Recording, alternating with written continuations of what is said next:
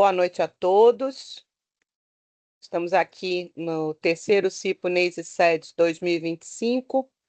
Essa é uma iniciativa do Grupo de Extensão e Pesquisa NEISE, Núcleo de Estudos Interdisciplinares de Saúde Integrativa da Universidade do Estado da Bahia, que conta com a parceria da ABRA-SED, Associação Brasileira de Síndrome de Ehlers-Danlos e Transtornos do Espectro de Hipermobilidade. Hoje teremos o prazer de ter a presença de doutora Josiana Brustel Figueiredo Davi, que vai falar para a gente sobre as desautonomias e sua relação com a síndrome de ativação mastocitária no contexto da SED. E a Josiane é graduada em Medicina pela Universidade Católica de Brasília, com especialização em residência médica, em clínica médica pela Universidade de Brasília e em cardiologia, no Hospital Universitário de Brasília, atua com ecocardiografia, tendo a formação dela no Hospital Universitário de Brasília e formação complementar no Hospital Base do Distrito Federal.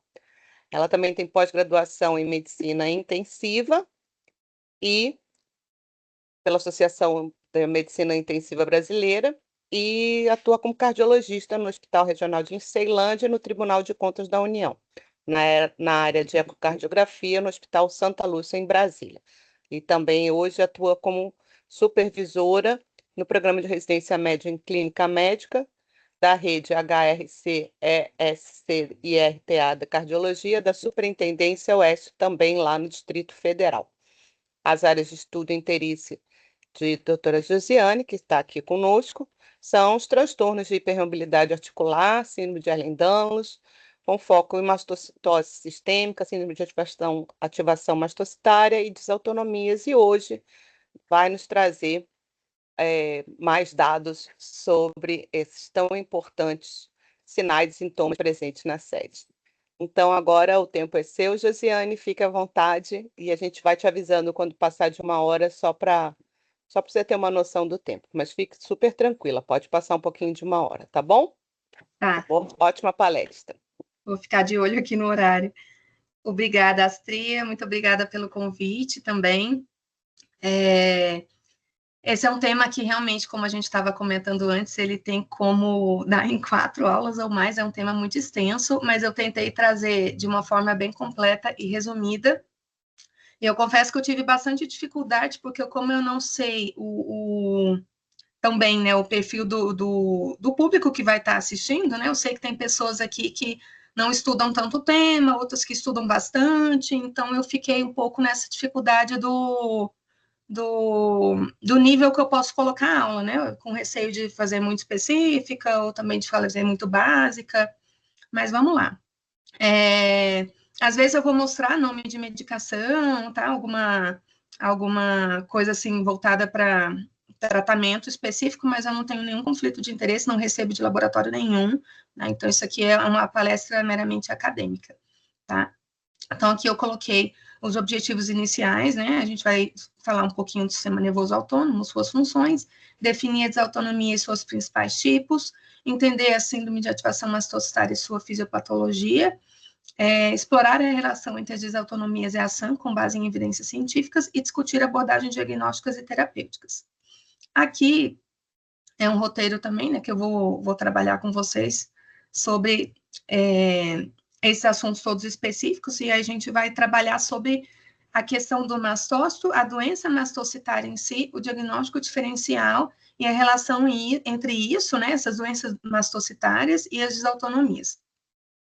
Então, aqui eu trouxe um caso clínico, vai ser bem rápido, só para vocês entrarem, assim, no tema e perceberem a complexidade desses pacientes, né? Então, tenta se sentir, assim, do lado do profissional, né? Como uma pessoa que está recebendo um paciente desse daqui. E eu acho que vocês, muitos, ou se não todos, percebem esses sintomas todos já como o próprio paciente, né? Então, agora vamos tentar ver com a visão do profissional. Então, paciente de 38 anos com quadro de náuseas e tontura diária, além de lipotímia, turvação visual, sensação de brain fog com frequência. Refere que desde criança sempre foi mais lenta, era chamado de devagar e preguiçosa. Hábito intestinal sempre constipado, mas com episódios de diarreia após alguns alimentos e após estresse psicoemocional. Possui também cefaleia intensa em região cervical, piorada com a posição da cabeça e as tensões do dia.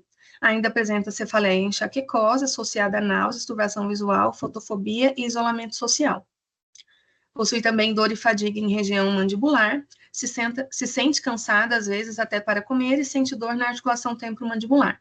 Apresenta ainda dores fibromialgicas difusas em corpo e também dores articulares difusas, bursite e tendinite de repetição, além de condromalácia de patela. Queixa e sítio taquicardia diária, piorada quando fica em pé, associada também à astenia, cansaço, anedonia, né, uma sensação de pouco prazer nas coisas. Muitas vezes prefere ficar sozinha, pois possui dificuldade em se relacionar com as pessoas e também possui pouca credibilidade de seus sintomas. Raramente é compreendida e ficou mais de 20 anos sem diagnóstico. Encaminhado para a psiquiatria para acompanhamento de transtorno de ansiedade generalizada e transtorno depressivo maior. Possui também sintomas urinários, com urgência urinária, noctúria e tenesmo vesical. Prurido difuso pelo corpo, piorado particularmente após o banho e após secar-se com a toalha. Possui urticárias desencadeadas pela água fria, água de mar, piscina, rio ou cachoeira, e lesão de pele hiperemiada em ombro esquerdo, desencadeada sempre após banho de sol ou sauna. Apresenta também cansaço fácil, limitando as atividades de vida diária, com cansaço para comer, pentear e secar os cabelos, fazer compras, realizar atividades domésticas, entre outros. Possui ainda prurido nasal frequente, diário, espirros esporádicos, dispneia frequente, fome de ar, piorada aos moderados esforços. Taquicardia basal, tendência à hipotensão, extremidades frias, tremores intensos ao comer alimentos gelados. Então, aqui a gente tem paciente com sintoma em praticamente todos os sistemas do corpo, né, em todos os órgãos. E é disso que a gente vai falar, né, as desautonomias são assim, e eu já vou aproveitar para comparar, já que a gente vai fazer o tempo inteiro, eu vou fazer o tempo inteiro a relação das desautonomias com a SAM, e eu vou, em alguns momentos, fazer esse comparativo, para ficar um pouco mais didático, tá? Então, assim, essa mesma dificuldade de isolar um sintoma e uma doença que possa relacionar isso tudo, a gente vai ter na desautonomia e na SAM, porque os pacientes, eles vão ter sintomas diversos, múltiplos sintomas, e sintomas que aparentemente, quando você olha e analisa, não se casam com nada, né? Não tem uma coisa que faça sentido com a outra. Né? Então, como que a pessoa vai ter um sintoma urinário, ao mesmo tempo sintoma gastrointestinal, e urticárias, que parece alergia, lesão de pele com a exposição solar, e sintomas ali gastrointestinais, respiratórios, então são coisas que não se conectam. Então, isso é a base da desautonomia. Então, na desautonomia, a gente tem o sistema nervoso autônomo, que é aquele sistema que funciona sem o nosso comando, que comanda as funções involuntárias do nosso corpo, então são aquelas relacionadas aos órgãos. Então, pulmão, coração, estômago, fígado, intestino, rim, tudo isso funciona sem a gente dar uma ordem, né? Sem a gente falar que a gente quer que o pulmão respire, ou que o coração comece a bater, ou que o coração comece a bater um pouco mais devagar para você poder dormir, ou que o intestino comece a fazer uma motilidade ali para você poder evacuar, ou que você consiga abrir o esfíncter da bexiga para poder urinar. Então, isso acontece de forma autônoma. O esfíncter vesical até não, a gente consegue ter essa contração, né? Mas tem uma parte autônoma também que faz ele relaxar sob pressão, né? Mas a gente tem sistemas, né, no corpo, esses sistemas orgânicos, que eles funcionam de forma autônoma, independente da nossa vontade. E é isso que o sistema nervoso autônomo controla, né? O parasimpático e o simpático. Então, o simpático é aquele que é o sistema nervoso de estresse. A gente chama de luta e fuga.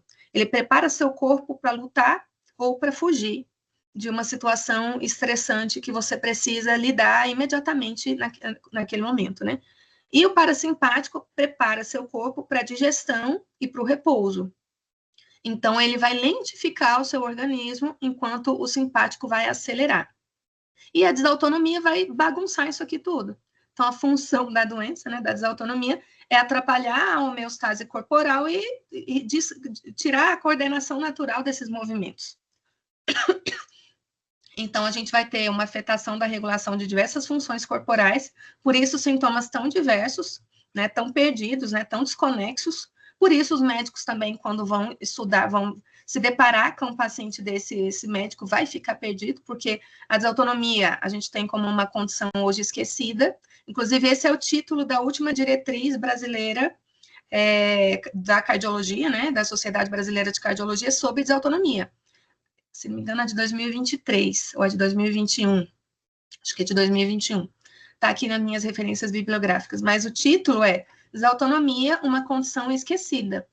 Então, pouco os arritmologistas lembram da desautonomia, apesar de que eles estudam muito mais. Mas, mesmo assim, eles muito pouco lembram. E quanto mais os outros cardiologistas, quanto mais os outros médicos que não são nem da cardiologia ou da neurologia, que são especialidades um pouco mais próximas da desautonomia. Então, são condições esquecidas e você pega um paciente com sintomas totalmente desconexos e você vai ficar de início perdido se não tiver um pensamento voltado para aquilo. E essas condições, elas podem se sobrepor e apresentar sintomas semelhantes, tornando o diagnóstico realmente muito desafiador, tá? Esse termo desautonomia abrange um conjunto de condições clínicas com características e prognósticos distintos. Tá? Eu vou falar rapidamente de algumas para vocês se situarem no que é desautonomias, né? Quais são as desautonomias, porque não é só POTS, né? Não é só hipotensão postural, e não está sempre relacionada só à SED, tem também outras doenças que podem estar relacionadas à desautonomia. Isso eu explico muito em consultório, né? Porque às vezes a pessoa chega no consultório achando que desautonomia é só POTS, ou que toda desautonomia é da SED, a pessoa, se ela não tem SED, ela não pode ter desautonomia. Não, assim, tem várias doenças que causam desautonomias, que a gente vai ver aqui. Então, elas se classificam em síndromes reflexas. Tem a POTS, que é a síndrome postural ortostática taquicardizante, então a pessoa tem uma frequência cardíaca elevada na posição em pé, né, ortostática. A síndrome da fadiga crônica, a hipotensão ortostática, a hipertensão ortostática neurogênica, que é de causa já de denervação ali dos nervos, né, então já é lesão por alguma outra doença mais grave, geralmente é uma desautonomia mais grave mesmo, com pior prognóstico, e a síndrome da hipersensibilidade do seio carotídeo. Tá? Então, rapidamente aqui, a vasovagal, então, são síndromes reflexas, na maioria das vezes benignas, e ocorrem usualmente em pacientes com doença intrínseca do sistema nervoso autônomo ou do coração. Então, elas são estudadas separadamente, elas não estão, né, nesse capítulo das desautonomias. A pessoa vai ter sintoma desencadeado por ficar muito tempo em pé, por exposição solar importante, ela vai, às vezes, ter um efeito de liga e desliga, então, essa luzinha aqui é para simbolizar isso, que às vezes ela tem um desliga e desmaia, mas ela recupera rapidamente, por isso que aqui tem essa seta aqui subindo rápido. Tem sintomas de mente ali já um pouco embaçada, pode ter uma alteração visual, turbação visual, e o cérebro e o coração desconectados. A hipotensão ortostática, ela já é definida pela redução da pressão arterial sistólica em pelo menos 20 milímetros de mercúrio, ou da diastólica, pelo menos 10 milímetros de mercúrio. Então, precisa cair mais de 20 milímetros de mercúrio da sistólica ou mais de 10 da diastólica. Não precisa ser as duas. Pode ser as duas, mas não precisa. Dentro de 3 minutos depois da pessoa estar na posição em pé, ativa, em pé, parada. Ou no tilt test, que é o teste de inclinação. Nos pacientes com hipotensão ortostática, observa-se um comprometimento do sistema nervoso autônomo, caracterizado pela incapacidade de proporcionar adequada vasoconstrição ou aumento compensatório adequado da frequência cardíaca. Então, quando a gente fica em pé, o normal é o nosso vaso, os vasos da perna fazerem uma vasoconstrição e a frequência cardíaca aumentar como resposta compensatória. Porque o normal é você ficar em pé, vai vasodilatar um pouquinho, e aí os vasos vão contrair para não deixar a gente desmaiar. Então, a resposta natural é você ter uma vasoconstrição. E aqui a gente tem a perca da capacidade natural de vasoconstrição ou de compensar com o aumento da frequência cardíaca, porque quando você aumenta a frequência cardíaca, você consegue fazer girar mais ali o sangue, né, não em todo esse círculo vascular que a gente tem, todo esse circuito, e evita também um desmaio. E isso tudo tem que ser suficiente para manter a pressão quando a pessoa fica em pé.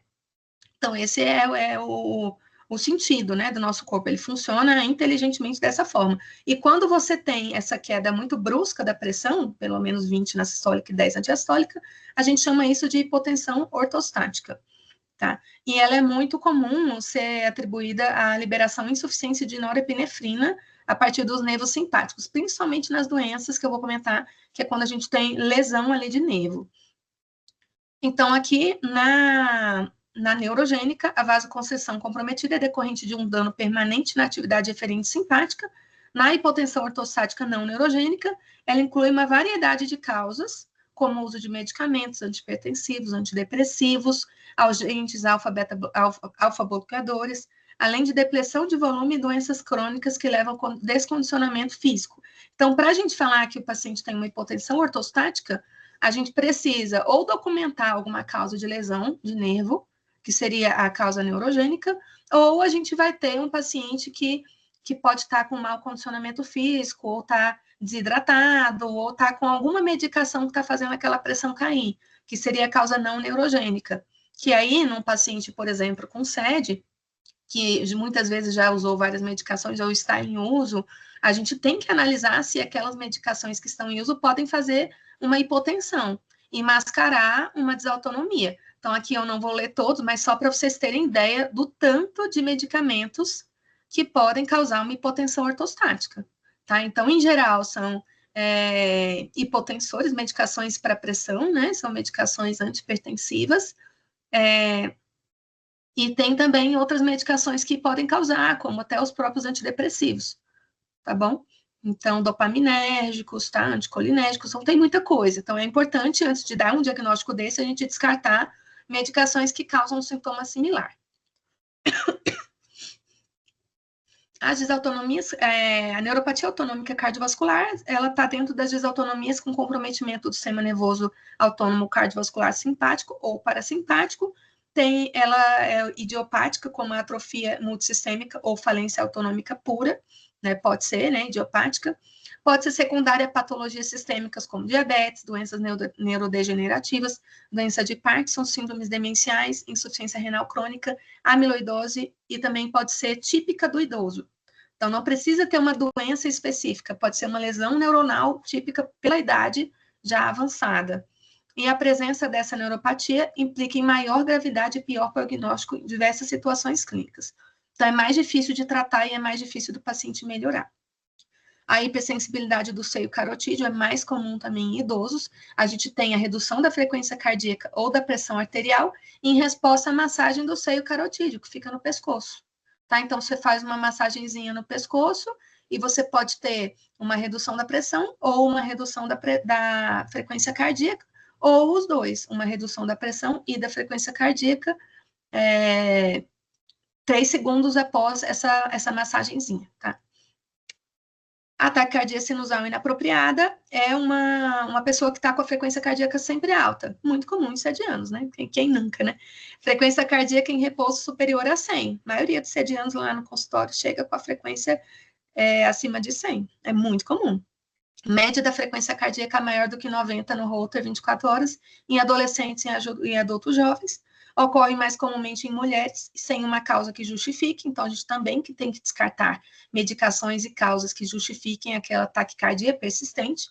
Sintomas acentuados e às vezes debilitantes, sendo principalmente palpitações, tonturas e síncopes. Opção terapêutica seria beta-bloqueador e ivabradina, mas a gente tem que sempre lembrar que para você pensar em medicar, você tem que descartar as outras causas e descartar medicações que causam isso. Senão a gente entra aquele complexo da medicina de ficar medicando, aí tem um efeito colateral, aí para você combater aquele efeito colateral, você dá uma outra medicação, aí tem um outro efeito colateral. Então, por exemplo, se a taquicardia sinusal aqui for um efeito secundário ao antidepressivo, como a venlafaxina, que é super comum da taquicardia. Então, a gente não pode colocar uma medicação para bloquear essa taquicardia, a gente não tem o diagnóstico de taquicardia sinusal, a gente tem um efeito colateral à medicação. Então, é importante analisar tudo isso para dar um diagnóstico correto, para poder ter um tratamento correto. Senão a pessoa vai ficando muito medicada e sem sentido, né? Vai acumulando até efeitos adversos e a gente até se perde dentro do quadro clínico.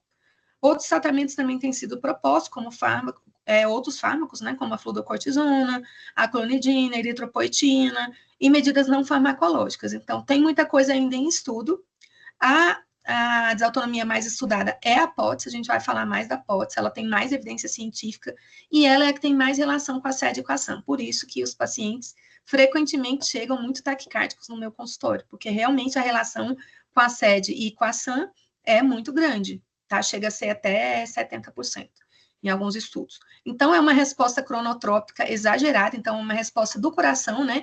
É uma resposta da frequência cardíaca exagerada, a mudança da postura horizontal para a ortostase, que é ficar em pé. Então, a pessoa tem essa frequência cardíaca persistentemente alta, associada a sintomas de intolerância ortostática, que a gente já comentou, então, aquela sensação de tontura, de mal-estar, de coração acelerado, de sensação de desmaio, de cabeça já ruim. Então, isso tudo em associação a uma frequência cardíaca muito alta.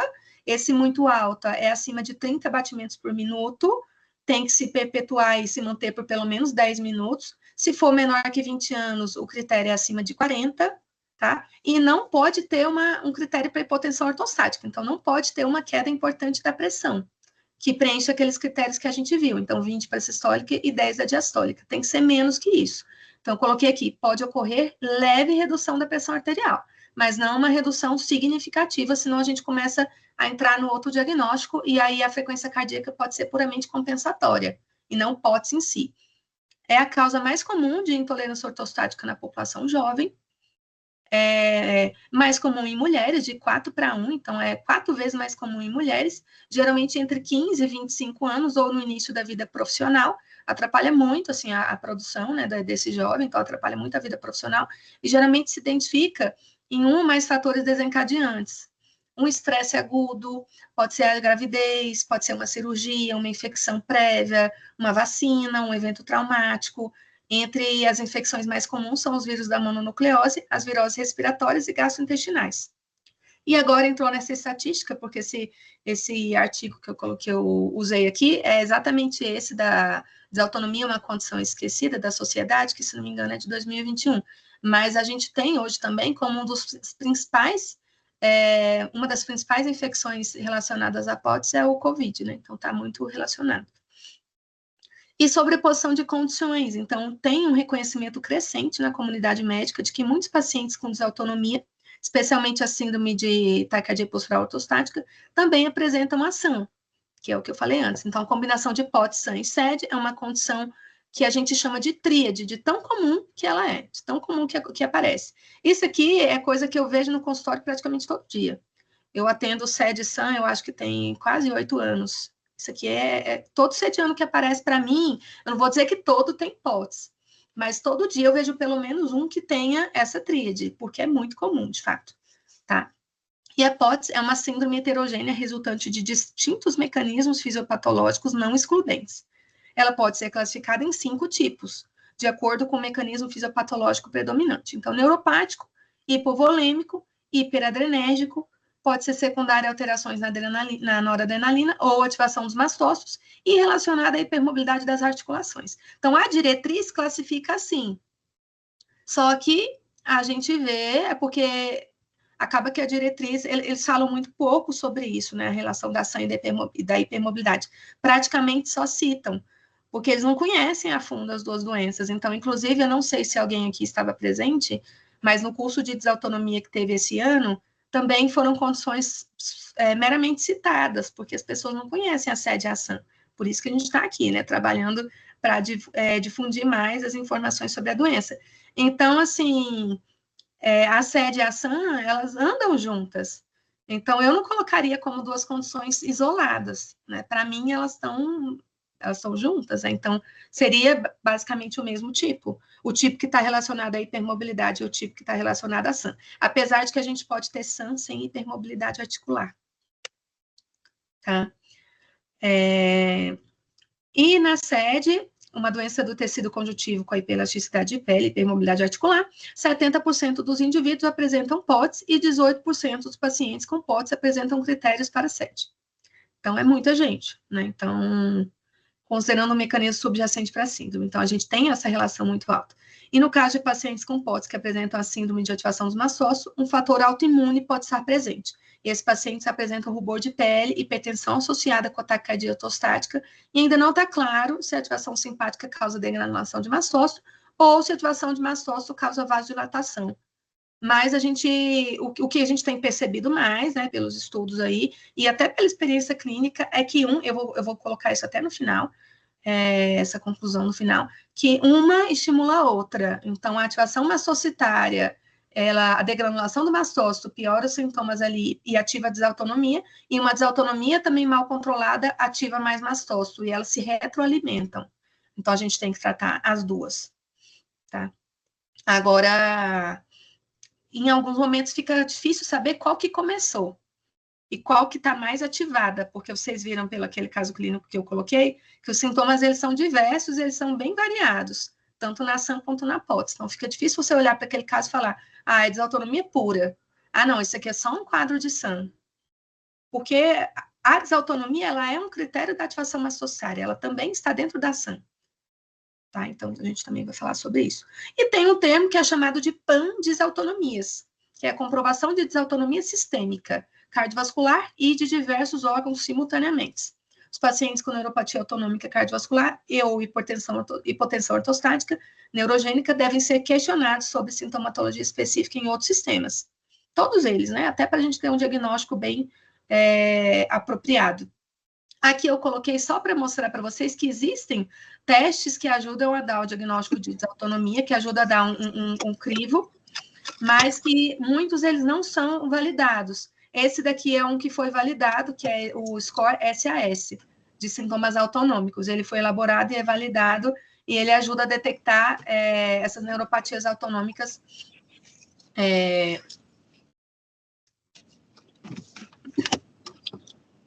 que podem estar relacionados. Aqui os sintomas de desautonomia, então a gente tem taquicardia, hipotensão, tontura, sintomas gastrointestinais, né? Tanto, isso aqui eu vou falar também mais detalhadamente depois, mas tanto constipação quanto o intestino mais acelerado, a temperatura desregulada, então a pessoa sente muito frio ou muito calor, distúrbios de sono e distúrbios urinários, tá? Então são sintomas no corpo todo. Aqui é só para ter a ideia do guarda-chuva da desautonomia, então ela é um termo muito genérico, muito abrangente, que envolve várias doenças que podem estar ali embaixo. E elas podem ser centrais, periféricas, agudas ou crônicas, a depender da doença que está causando. Então, um exemplo de central aqui é a doença de Parkinson, uma síndrome demencial. Uma periférica é a diabetes mellitus, que vai gerar lesão ali dos nervos periféricos. Crônica, então, a idade avançada, a própria POTS. Uma aguda, então, uma pós-infecciosa, Guillain-Barré, uma doença autoimune, uma síndrome paraneoplásica. Então, tem várias doenças que podem gerar desautonomias. E a fadiga crônica, que é outra que caminha juntinho com a SED e com a SAM, é uma doença sistêmica crônica que afeta profundamente a qualidade de vida dos pacientes, tem sido denominada encefalomielite miálgica devido à documentação de alterações no sistema nervoso central autônomo, reduz drasticamente a capacidade produtiva dos pacientes por uma fadiga muito intensa, que não melhora com repouso, com descanso, apesar de, às vezes, a pessoa descansar muito e não melhora, a fadiga fica lá, uma desregulação do sistema nervoso central, do sistema imune, com disfunção do metabolismo, da energia celular e do transporte iônico, além de anormalidades cardiovasculares. Ela é classificada por fadiga pós-exercício, persistente e recorrente, sem outra causa que explique os sintomas. Os exames laboratoriais de rotina geralmente são normais, então vai confundir também a cabeça de muito médico, porque vai investigar e não vai encontrar nada, a pessoa está sempre cansada, os exames estão sempre normais. Então, muitas vezes vai cair na depressão, no transtorno psiquiátrico, ou na invenção do paciente, né? Então, assim, tá inventando, é preguiçoso, a pessoa está sempre cansada. Tem uma alta relação com desautonomia, então nem sempre vai fechar critério para POTS e para hipotensão ortostática. Muitas vezes a gente tem alterações de frequência cardíaca e de pressão que geram redução do fluxo cerebral e com isso geram muitos sintomas, e essa hipóxia cerebral também ativa mastócito e piora mais os sintomas, e a gente tem um ciclo vicioso aí de sintomas, né, que é uma bolinha de neve, né, que vai aumentando, e a fadiga da pessoa está ali, e ela não melhora, e um desses efeitos clínicos vai piorar o outro, né? O efeito deflagrador pode ser tanto da fadiga crônica quanto de outras comorbidades associadas a ela. Pode ser uma infecção viral, bacteriana ou fúngica, uma cirurgia, um acidente, uma gravidez, uma vacina, ou após um período prolongado de estresse físico ou mental. Lembrando aqui, ó, isso aqui é até uma coisa interessante de falar, quando eu comento que aqui é vacina, isso daqui é uma comprovação científica, que vacina tem alguns efeitos colaterais, para todo mundo tem, e eu não estou dizendo que eu sou contra a vacina. A vacina tem um efeito de ativar mastócito e de piorar uma fadiga ou causar uma fadiga, como a infecção também tem.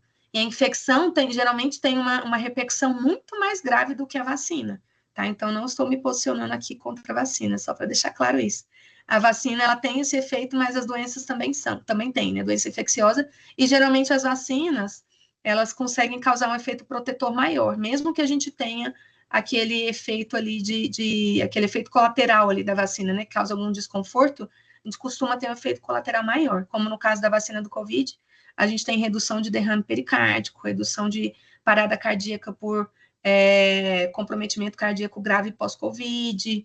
Então, o benefício da vacina, ele foi comprovado, né, cientificamente, ser muito mais alto do que esses malefícios que ela pode causar, e que a gente sabe que causa, mas aqui ainda assim vale a pena tomar.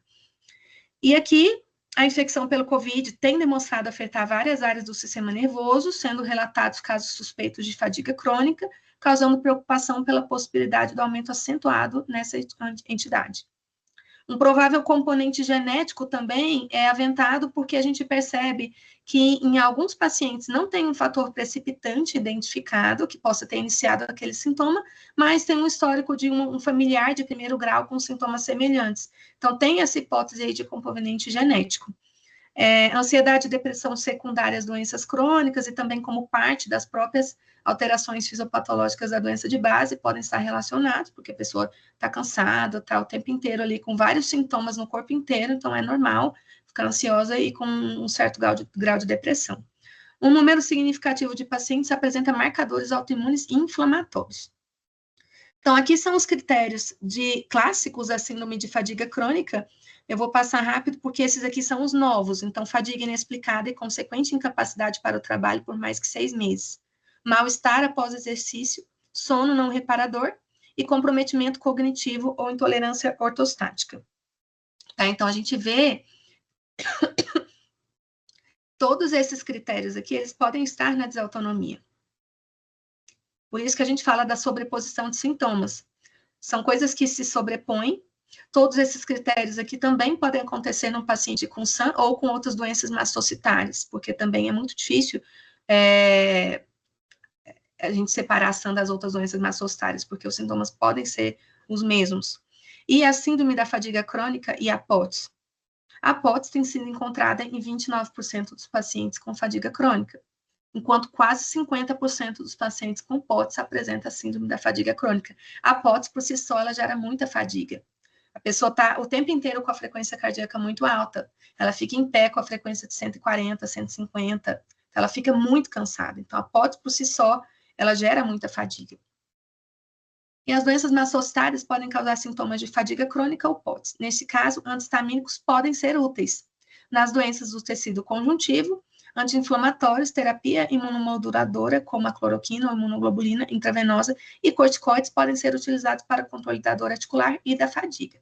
Tá? Então, isso daqui também está na diretriz, e é uma coisa que você pensa assim, parece coisa de doido, né? Você fala assim, vou tratar fadiga, vou tratar taquicardia com antihistamínico, né? Então, parece coisa de doido mesmo, é um papo meio furado, né?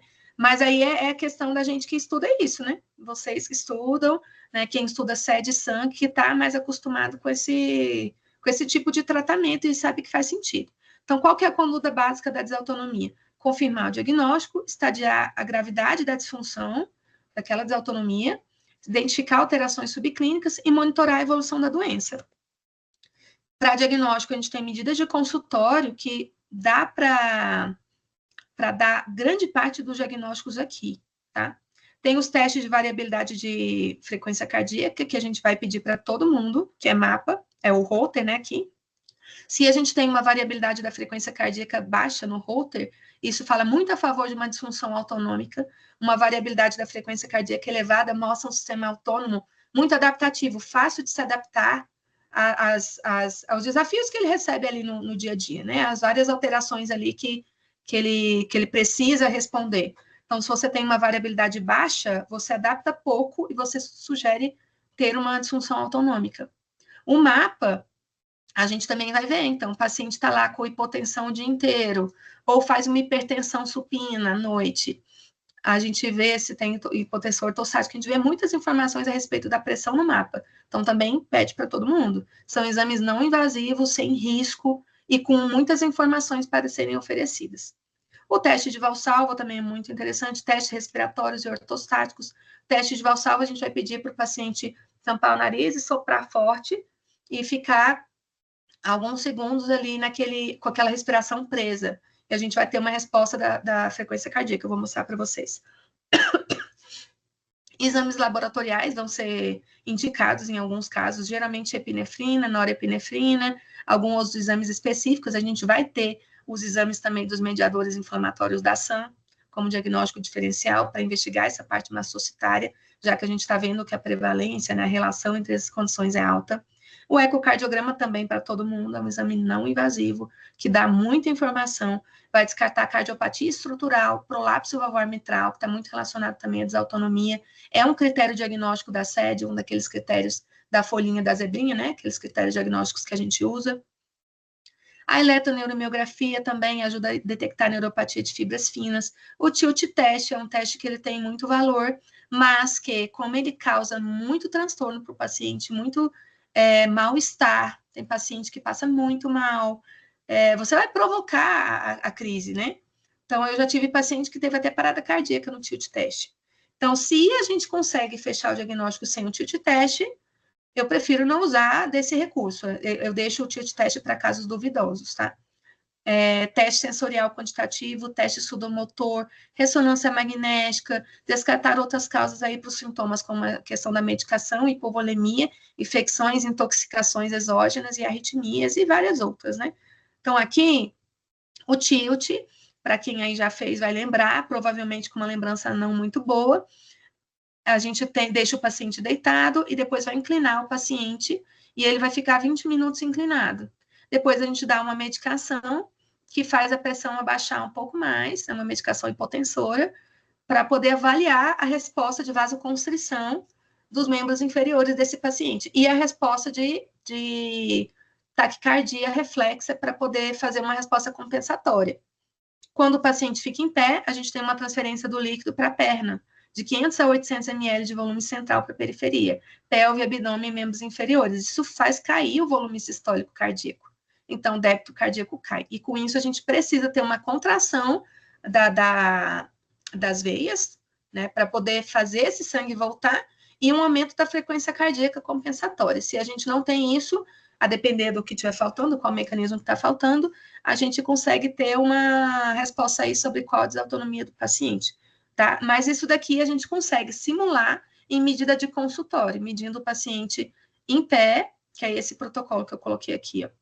Você mede o paciente deitado, depois 3 minutos sentado, depois 3 minutos em pé, e intera até dar 10 minutos em pé. E faz as medidas, a gente consegue uma resposta, um valor diagnóstico muito bom, tá? Muito bom. A gente consegue até repetir essas medidas e elas se confirmam. A gente não precisa necessariamente expor o paciente ao tilt teste. Tá? Então, o teste de Valsalva, prende a respiração, segura o nariz, segura ali por 10 a 15 segundos. Isso aqui vai te ajudar a ter uma resposta do sistema nervoso autônomo.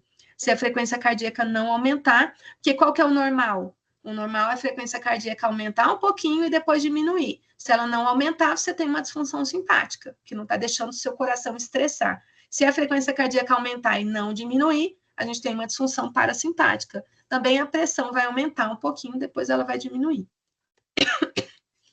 Então, aqui é só um resuminho, mas é tudo que eu já falei. Então, a gente tem sinais e sintomas específicos, sintomas em diversos órgãos, pensa em desautonomia, tem dores, parestesias, rigidez articular, tremor de extremidade, vai fazer todo aquele fluxograma para diagnóstico que eu comentei e vai tentar ver qual que é a desautonomia relacionada. Esses critérios aqui eu vou passar para a gente não ficar delongando mais tempo, porque eu já falei isso aqui tudo, tá? Então, os critérios da POTS, a duração sempre da POTS tem que ser mais de 3 meses, tá? Para fechar critério diagnóstico, e os sintomas melhoram quando a pessoa se deita. A hipotensão ortostática neurogênica também já falei bastante, só para a gente não ficar muito tempo aqui, porque essa aula está muito comprida. A hipotensão postural também já falei, exclusão de outras causas que possam gerar queda da pressão. Aqui são aquelas medicações, eu já mostrei também isso. Deveria ter apagado isso aqui, eu ia apagar.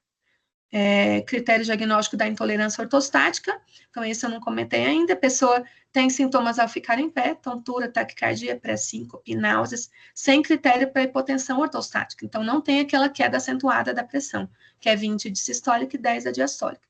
Melhora ao se deitar, né, e a frequência cardíaca aumenta menos que 30, então não fecha critério para POTS também. Né? Porque se não tiver critério para hipotensão ortostática e não tiver critério para POTS, a pessoa passa mal em pé e melhora quando deita, não tem outra explicação, é um diagnóstico de exclusão, a gente fica com a intolerância ortostática, tá? A pressão pode cair um pouquinho, só não pode cair muito. A frequência vai subir um pouquinho, só não pode subir tanto, que preencha critério para POTS, tá? Tratamento de todas elas. Geral, hidratação, aumento de sal, elevação de cabeceira, principalmente na neurogênica, né? Meia de compressão, levantar devagar, fazer movimentos mais devagar. Se sintomas mais persistentes, a gente entra no tratamento medicamentoso. Tá? Então, aí vai ser de acordo com cada uma delas. Eu coloquei aqui as opções para vocês, também não vou entrar muito nesse detalhe, porque esse aqui tem que ser bem avaliado pelo profissional. Qual medicação que a gente vai usar vai depender muito de cada caso. É importante saber que o condicionamento físico é essencial, e principalmente na intolerância ortostática, na POTS e na hipotensão ortostática não neurogênica. Aqui ele não é nem opcional, ele é essencial. O descondicionamento piora muito a desautonomia, tá? Então é muito importante. E medicações estimulantes, que hoje está na moda, eu coloquei aqui o modafinil, que é o Stavigile, tá errado aqui, Stavigile, o metilfenidato, que é a Ritalina, e a lisdexanfetamina, que é o Venvance. Cuidado, eles são usados geralmente em fadiga muito intensa, mas eles podem piorar a taquicardia, piora a desautonomia, e no caso principalmente do Venvance, né, que é uma anfetamina, lembrando que é uma anfetamina, então vai ter tolerância e dependência, daqui a pouco aquela dose ficou uma dose muito baixa, tem que aumentar a dose para poder ter resposta clínica. E aí vai só aumentando a dose, e isso pode gerar até insuficiência cardíaca, tá? Por frequência cardíaca persistentemente elevada por causa da medicação. A gente chama de taquicardiomiopatia. Então, a gente tem insuficiência cardíaca relacionada a medicamentos, e muitas vezes por frequência cardíaca aumentada. Então, a gente tem que controlar a frequência cardíaca tanto pelo sintoma do paciente, quanto pelo risco adicional que isso vai trazer para aquele coração, a médio e longo prazo. Tá? Então, não é só usar um Venvance para melhorar uma fadiga, é ver que repercussão que isso vai causar para você mais para frente, sabendo que essa dose daqui a pouco ela vai ter que ser aumentada. Tá? Então, quando precisar de alguma dessas medicações, o ideal, do ponto de vista desautonômico e cardiológico, é você pensar num período para uso. Assim, eu preciso muito usar nesse momento, estou muito ruim, vou usar ali por uns 6 meses, enquanto isso vou fazer as outras medidas, vou trabalhar o meu corpo, vou me adaptar para conseguir daqui a 6 meses tirar essa medicação. E não ficar só aumentando, não é uma medicação que vai para a vida inteira. Tá? Então, aqui agora a gente vai entrar, né, fecha uma portinha de desautonomia, abre uma outra, que é o sistema imune, e ao mesmo tempo a gente está relacionando as duas o tempo inteiro. Então, vamos entrar aqui no nosso sistema imune, maravilhoso, que funciona como uma orquestra para defender o nosso corpo, e é totalmente apaixonante. Então, a gente tem o sistema imune inato, a gente tem macrófagos, que são células ali, sentinelas faxineiros, que englobam patógenos, células que vão fagocitando tudo que está ali de lixo do corpo, invasores, e vão apresentando para células que vão depois criar uma defesa maior para isso. Então, eles são aqueles que limpam inicialmente a área do nosso corpo. Os mastócitos famosos são os alarmes do corpo, então eles são muito famosos nas alergias, ficam nos tecidos, geralmente no tecido conjuntivo, na pele, na mucosa, perto de vasos sanguíneos, perto de neurônios, por isso que a gente tem tanta relação com a desautonomia. E quando ativado, liberam grânulos ou substâncias, como a histamina e várias outras que eu vou mostrar, e causam inflamação, aumentam o fluxo sanguíneo e recrutam outras células de defesa. Então, eles também fazem um papel brilhante e eles são importantes no nosso corpo. Eles não são, isso tudo é importante a gente saber. Os mastócitos não são vilões, os mediadores inflamatórios também não, eles são importantes, eles fazem muita coisa boa. O problema é a quantidade, é a sensibilidade do mastócito e a quantidade de mediadores inflamatórios. As células dendríticas são mensageiros estratégicos. Por quê? Porque eles são as melhores células apresentadoras de antígenos.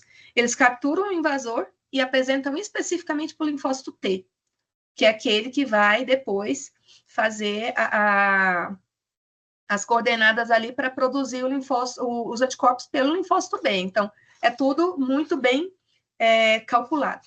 As células NK, que são as natural killer, a gente chama de patrulha de elite.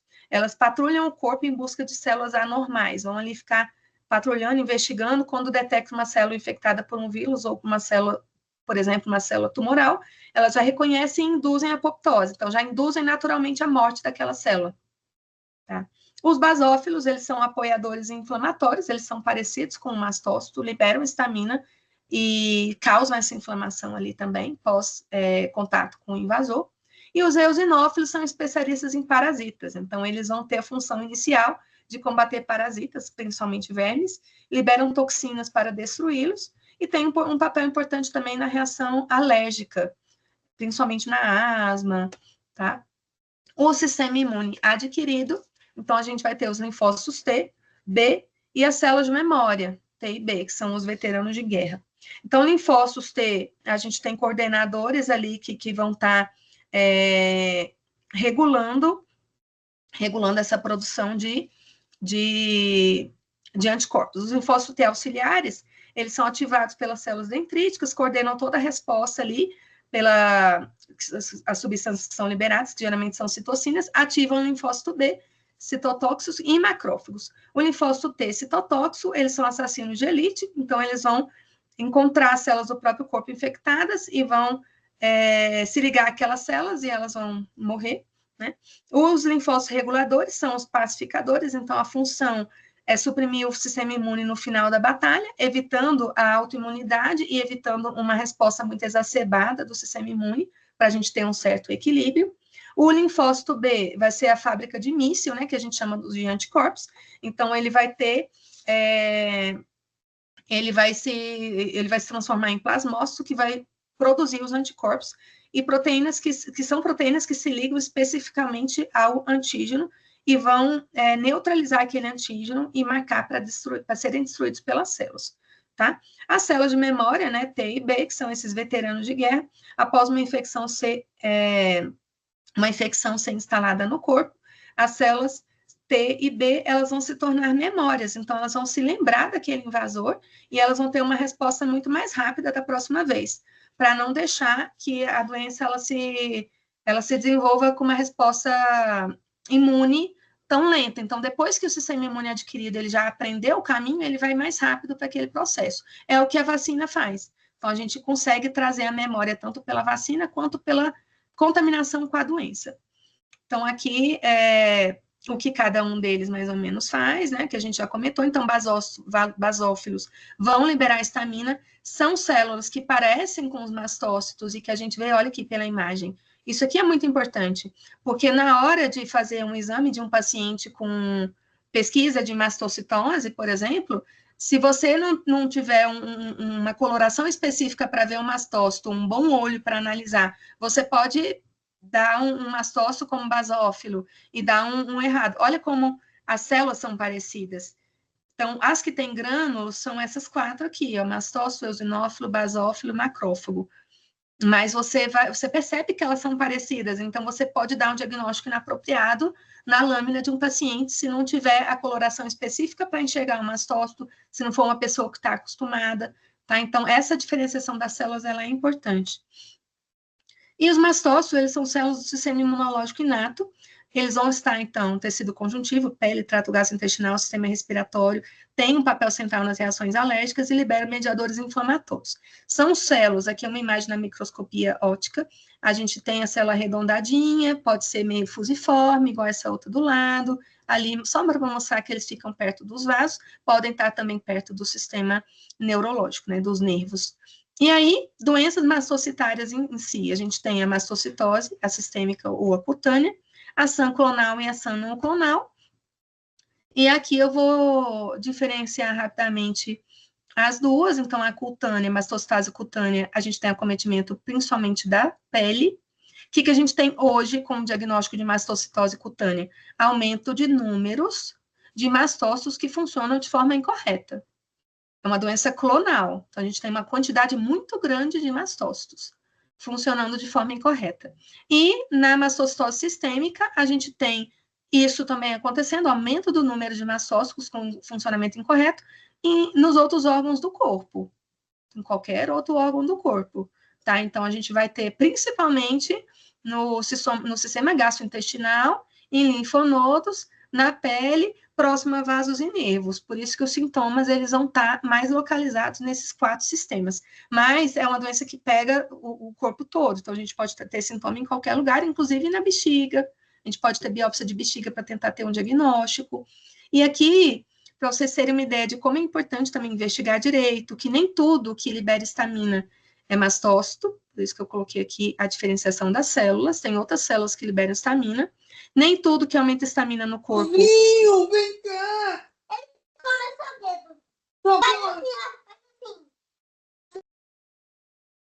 Oi? Nem tudo que libera histamina no corpo é SAM. A gente tem outras doenças mastocitárias que vão gerar sintomas muito parecidos e que a gente tem que considerar no diagnóstico diferencial, para a gente não achar que tudo é SAM. Pode ser mastocitose, pode ser qualquer uma dessas outras células que dão sintomas parecidos que a gente vai ter que investigar, que dão sintomas de desautonomia, que dão sintomas parecidos com SAM. E não é só o mastócito que libera mediador inflamatório. A gente tem hoje também um critério aí que diferencia a ação idiopática da ação secundária. A idiopática é quando você não consegue identificar bem o gatilho, e é mais comum em mulheres, muito comum nas sedianas. E a gente tem que descartar sempre a mastocitose e a anafilaxia idiopática. E a ação secundária é quando você tem um agente específico que está relacionando aquilo. Então, pode ser uma alergia específica, uma infecção, um câncer ou uma atividade autoimune. Então, você tem uma causa específica para aquela ação. Tá? Então, a SAM é uma condição caracterizada pela ativação e liberação inapropriada de mediadores por mastócitos, resultando em sintomas multissistêmicos, crônicos e recorrentes. Então, eles vão e voltam por bastante tempo, não é uma coisa que começou de um mês para cá, tá? Então, eles são crônicos e recorrentes, são sintomas difusos pelo corpo inteiro. Prevalência estimada, 17% da população geral, tá vendo que assim não é tão raro, né, igual a gente acha que é. Diferente da mastocitose, na SAM, a disfunção reside na ativação aberrante das células, sem necessariamente um aumento significativo em seu número. Agora, isso aqui é o critério que é tido como hoje, tá? Isso aqui tem artigos novos, tem novas pesquisas que estão começando até a revisar esses critérios, e pode ser que mais para frente a gente tenha uma mudança. Eu acredito que talvez aí dentro dos próximos 2 anos a gente já tenha até uma mudança nos critérios diagnósticos. Isso aqui é o que a gente tem hoje. A SAM, a gente tem uma ativação aberrante das células, não necessariamente precisa ter um aumento do número. E por isso que muitas vezes o paciente faz uma endoscopia, uma colonoscopia, uma biópsia de pele. Quem é paciente meu aí provavelmente já fez. E o exame muitas vezes vem normal, porque a SAM não precisa ter aumento de mastócitos. E a mastocitose, você pode ter um aumento de mastócitos, você tem que ter um aumento de mastócitos, mas você não precisa ter uma ativação aberrante. Você pode ter aquela quantidade de mediador inflamatório aumentada por uma quantidade maior de células. Tá? Então, esse é o critério atual, mas isso já está em discussão. Porque nem sempre acontece tão certinho assim, né? Às vezes a gente tem aumento de células na SAM e na mastocitose não tão aumentada assim, né? Então, a gente tem vários subtipos aí que eu não vou entrar em detalhe porque a gente não tem tempo. A aula tem que ser mais breve. Os sintomas, então, a SAM não pode ser identificada como um quadro clínico uniforme. A gente fala que é uma doença do camaleão. Cada caso é único e diferente do anterior. É uma constelação de sintomas que é pelo menos tão mutável como o camaleão. Então, cada paciente vai ser diferente do outro, e mesmo que um ou outro sintoma seja parecido, a gente não vai ter um paciente com quadro clínico igualzinho ao outro, porque são sintomas realmente muito diferentes. E aqui, essa imagem aqui é para mostrar que os triggers, né, que são aqueles gatilhos, podem ser alimentos, medicações, picadas, triggers aí ambientais, independente de qual for, dependendo do que for liberado pelo mastócito, a gente vai ter uma resposta mais rápida ou mais lenta, tá? Então, vejam novamente que nem tudo é histamina. Então, a resposta mais rápida, de segundos a minutos, é causada pela liberação de histamina, triptase, heparina e TNF-alfa. A resposta ali, que ainda é rápida, dentro de 15 minutos, é causada, mas é um pouquinho menos rápida do que a outra, causada por mediadores lipídicos, então leucotrienos, prostaglandinas e o fator de ativação plaquetária. E uma resposta mais tardia, causada por citocinas, quimocinas e fatores de crescimento. Aqui, eu coloquei para vocês saberem a quantidade de mediador inflamatório que tem. Não vou falar sobre todos eles, senão vocês vão começar a sair da aula, porque é insuportável, mas é para vocês saberem que eles têm uma função e um efeito biológico no corpo, e é importante. Então, as aminas vasoativas são 3, a histamina, a serotonina e eu coloquei aqui até o efeito, e a dopamina. E aí você tem os efeitos aqui dela, então vasodilatação, aumento de permeabilidade vascular, isso pode causar edema, inchaço, contração na musculatura lisa. Então, de efeito colateral, pode ter um broncoespasmo, uma cólica, uma coceira e uma taquicardia. Mas, em uma quantidade normal, a histamina ela é importante, até para a gente ter uma resposta reflexa ali, vasomotora, para a gente ter um intestino contraindo melhor, para a gente expulsar uns patógenos que podem entrar no nosso trato na via aérea. Então, ajuda a fazer um broncoespasmo para poder expulsar micro-organismos que entraram ali, para poder ajudar a limpar o muco que fica na via aérea. Então, ela tem esse efeito, ela é boa. O problema é ela em grande quantidade, tá? Então, aqui são os efeitos que a histamina causa, né? Liberação de adrenalina, inflamação da pele, edema na pele, taquicardia, aumento da coagulação sanguínea, liberação de ácido gástrico, dilatação de vasos sanguíneos. Então, aqui vai ter extravasamento de fluidos e pode gerar edema, né? Inchaço, broncoespasmo. As outras, serotonina, dopamina, então vasoconstrição em humanos, aumento de permeabilidade vascular e modulação da dor.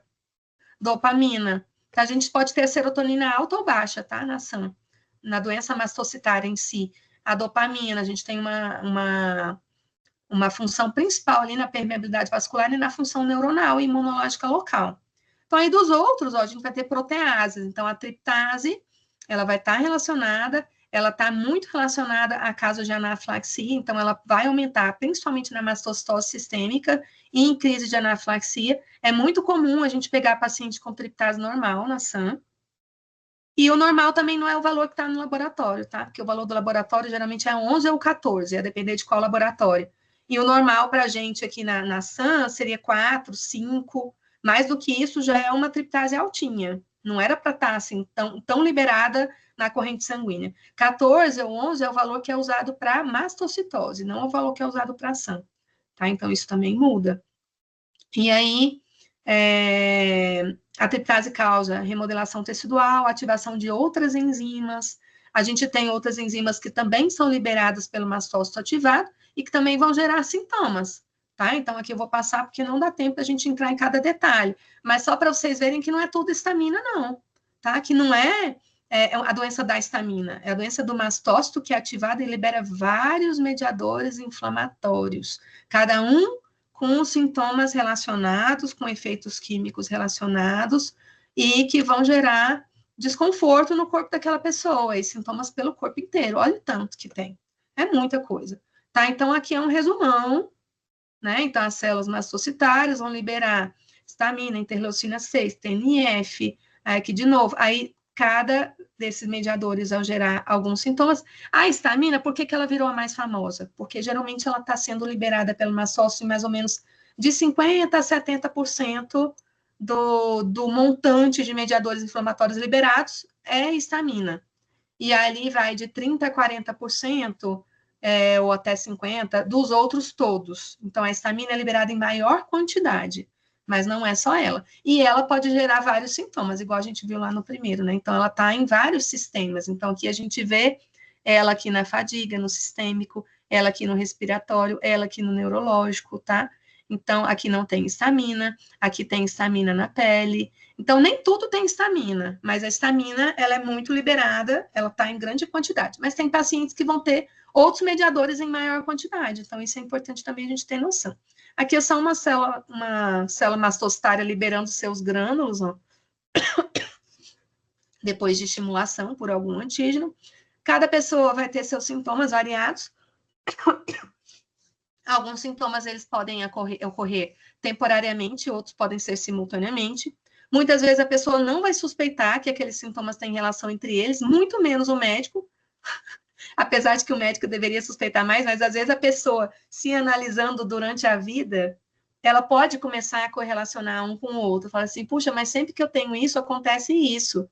Sempre que eu menstruo, me dá uma diarreia e me dá dor de cabeça e eu começo a coçar mais. Então, a pessoa vai começar a perceber alguns sintomas. E o médico, se ele não está estudando essas doenças, que são, a princípio, meio malucas mesmo, porque a pessoa tem sintoma de tudo no corpo inteiro, o tempo todo, né? Então, muitas vezes a pessoa não percebe a relação. E, com o tempo, ela vai começando a associar e vai começando a perceber. Às vezes a pessoa que está fora, um esposo, uma mãe, uma irmã, né? Uma pessoa que mora com ela, às vezes ajuda muito a perceber. Assim, você já percebeu que sempre que você tem dor de barriga, depois que você evacua, sua dor de barriga melhora? Você já percebeu que sempre que você sai do banho, você está mais cansada, taquicárdica e coçando mais? Você já percebeu? Então, às vezes, uma outra pessoa que está ali do seu lado observa algumas coisas. A maioria das pessoas com SAM, graças a Deus, são pouco afetadas. Elas vão ter diarreia, dor de cabeça, prurido, vão passar mal ali com desautonomias e vão ficar ali. Pessoas gravemente afetadas, que têm quase todos aqueles sintomas da lista, são incapazes de trabalhar, são muito dependentes de tratamento e são, às vezes, pouco responsivas. A gente precisa de doses mais altas de medicação. Sintomas vagos e não específicos, então, os sintomas isoladamente não podem definir o diagnóstico, como eu falei lá naquele quadro clínico do início. Você pode olhar para aquele quadro e falar assim, essa pessoa tem SAM. Você pode falar, essa pessoa tem desautonomia. Ou olhar e falar, não, essa pessoa certamente é psiquiátrica. Então, assim, só o sintoma não vai definir o diagnóstico. Por isso que a gente precisa ter os outros critérios também para ajudar na SAM. E nem sempre a gente vai conseguir, eu também vou explicar isso. Então, aqui os sintomas cardíacos, eu acho que eu já falei bastante, né, o suficiente. Gastrointestinais, flatulência, epigastralgia, diarreia crônica, diarreia matinal, é muito comum a histamina gerar a diarreia matinal. A pessoa come mais, às vezes até se tiver compulsão alimentar à noite, de manhã ela acorda com diarreia. Constipação intestinal é menos comum um pouco, mas é muito comum intercalada com a diarreia. Então, aqui a gente tem a síndrome do intestino irritável, né, muito frequentemente. Doença do refluxo, doenças inflamatórias intestinais, náuseas, vômitos, náuseas de movimento, então aquela náusea de carro, aquela náusea que você tem quando você está no mar, ou num barco, num navio, náuseas de viagens, avião, ônibus, sintomas semelhantes a gastroenterite, sem ter uma infecção diagnosticada ali, comprovada. Então, vão vendo aí, né, vão identificando, né, com os sintomas, que é muita coisa. Sintomas respiratórios, rinite, a pessoa está sempre com o nariz escorrendo, rinorreia, obstrução nasal, edema de mucosa nasal. Isso aqui é muito comum também com relação com a histamina da refeição. Então, a pessoa come um alimento com mais histamina, ou pode piorar, né, esse edema de mucosa, ou também pode intensificar pelo frio, pela fumaça, pelo cigarro, pelo cheiro do ambiente. Sangramento nasal leve é super comum pelo aumento da permeabilidade vascular, então aquele nariz sangra com mais frequência, não significa que é um sangramento grave, geralmente é leve, mas pode ser grave. Sudorese noturna, então aqui aquela desregulação da temperatura, sudorese profusa, né, às vezes tá muito quente agora, mas certamente uma pessoa com desautonomia, SAM e SED, o calor tá muito mais insuportável do que uma pessoa normal que vive em Brasília. Então, aquela desregulação de temperatura, hiperidrose palmar e plantar, então a mão fica molhada de suor. a palma dos pés também. Fogachos, parece que a pessoa está com aquele calorão de menopausa. Mucosa, pode ter afta, muito dolorosa, com dificuldade para cicatrização, porque a gente tem o distúrbio de colágeno, então a cicatrização é muito ruim. Papilas nas línguas muito dolorosas, parece afta, dói muito, cicatriza mal. Edema de via aérea, edema palpebral, tosse crônica, seca, irritativa. Essa tosse, ela pode ter um pigarro, sensação de ficar limpando a garganta, situação de estresse piora essa sensação, então a pessoa fica mais limpando a garganta, fica com essa tosse pior. Prurido na garganta, então sensação de estar sempre coçando a garganta, bronquite, bronquiolite, muitas vezes não relacionada a vírus ou a algum patógeno, mas às vezes puramente inflamatória, tá? Escarro, rouquidão após refeições suntuosas, então quadros que são parecidos até com a fibrose cística. Sintomas dermatológicos muito comuns, acne, né? Então espinhas, cravos, rosto vermelho, eritema facial após refeição, que a pessoa comeu alimentos com mais histamina, ou degranulou ali outros mediadores inflamatórios, sensação de pele inflamada, pele oleosa, aumento da produção de sebo, impurezas faciais na pele, raste cutâneo, vermelhidão na pele, eczema, urticárias, ceratose folicular, prurido, que é a coceira, pele de galinha mais frágil, mais enrugadinha, pode acontecer, pequenas pápulas hiperemiadas, que são microangioedemas, ceratose pilar em braços, que são aquelas bolinhas que a pessoa fica às vezes espremendo, distúrbio de queratinização, estímulos físicos como arranhões e calor causa hiperemia local, raste e prurido. Então, você vai lá e faz um arranhãozinho ali no seu braço, fica todo vermelho, fica coçando, fica com vermelhidão maior do que o normal. Queimação ou inflamação dolorosa nas mãos, bolhas, nódulos dolorosos na pele, né, no subcutâneo. Alergia a sol, então uma alergia, entre aspas, é uma sensibilidade tão grande que a pessoa fica com uma vermelhidão naquele local, ou começa a aparecer roxos, como se tivesse machucado, ou começa a coçar, faz urticária, tá? Então aparecem várias lesões de pele, aí varia, lembrando que um paciente nunca é igual ao outro. Lábios secos, é muito comum, né? Lábios ressecados. Neurológicos, a histamina, a gente tem que lembrar que ela é um neurotransmissor e ela está envolvida na regulação do ciclo sono-vigília, tá? Então, eu até brinco com algumas pacientes minhas que têm filhos com provável SAM, né, os meus também, né, inclusive, a gente fica brincando assim, essas crianças muito estaminadas, que não dormem, né? Então, meus filhos, eles têm muita dificuldade para dormir. Eu tenho dificuldade para dormir. A maioria dessas crianças que a gente vê aí que tem uma provável SAM, criança pequenininha, não dorme, às vezes tem que dar melatonina, tem que dar um ixizine, alguma coisa para ajudar a criança a dormir, e adulto também.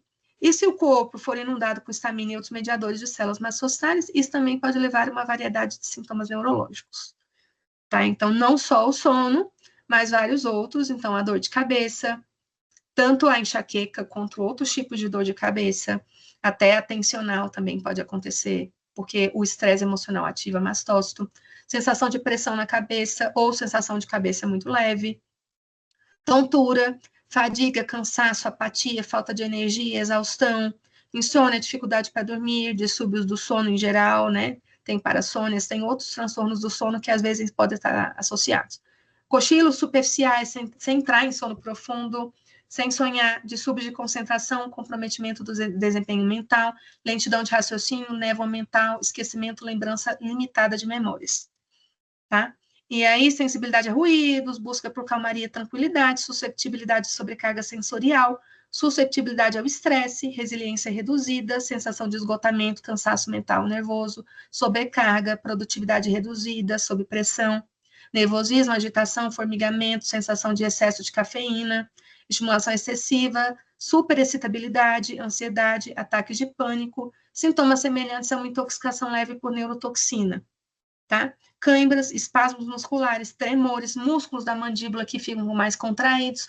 A pessoa, frequentemente, ela tem aqui essa contração, tem disfunção temporomandibular, muitas vezes luxação, ranger de dentes, bruxismos, dentes desgastados.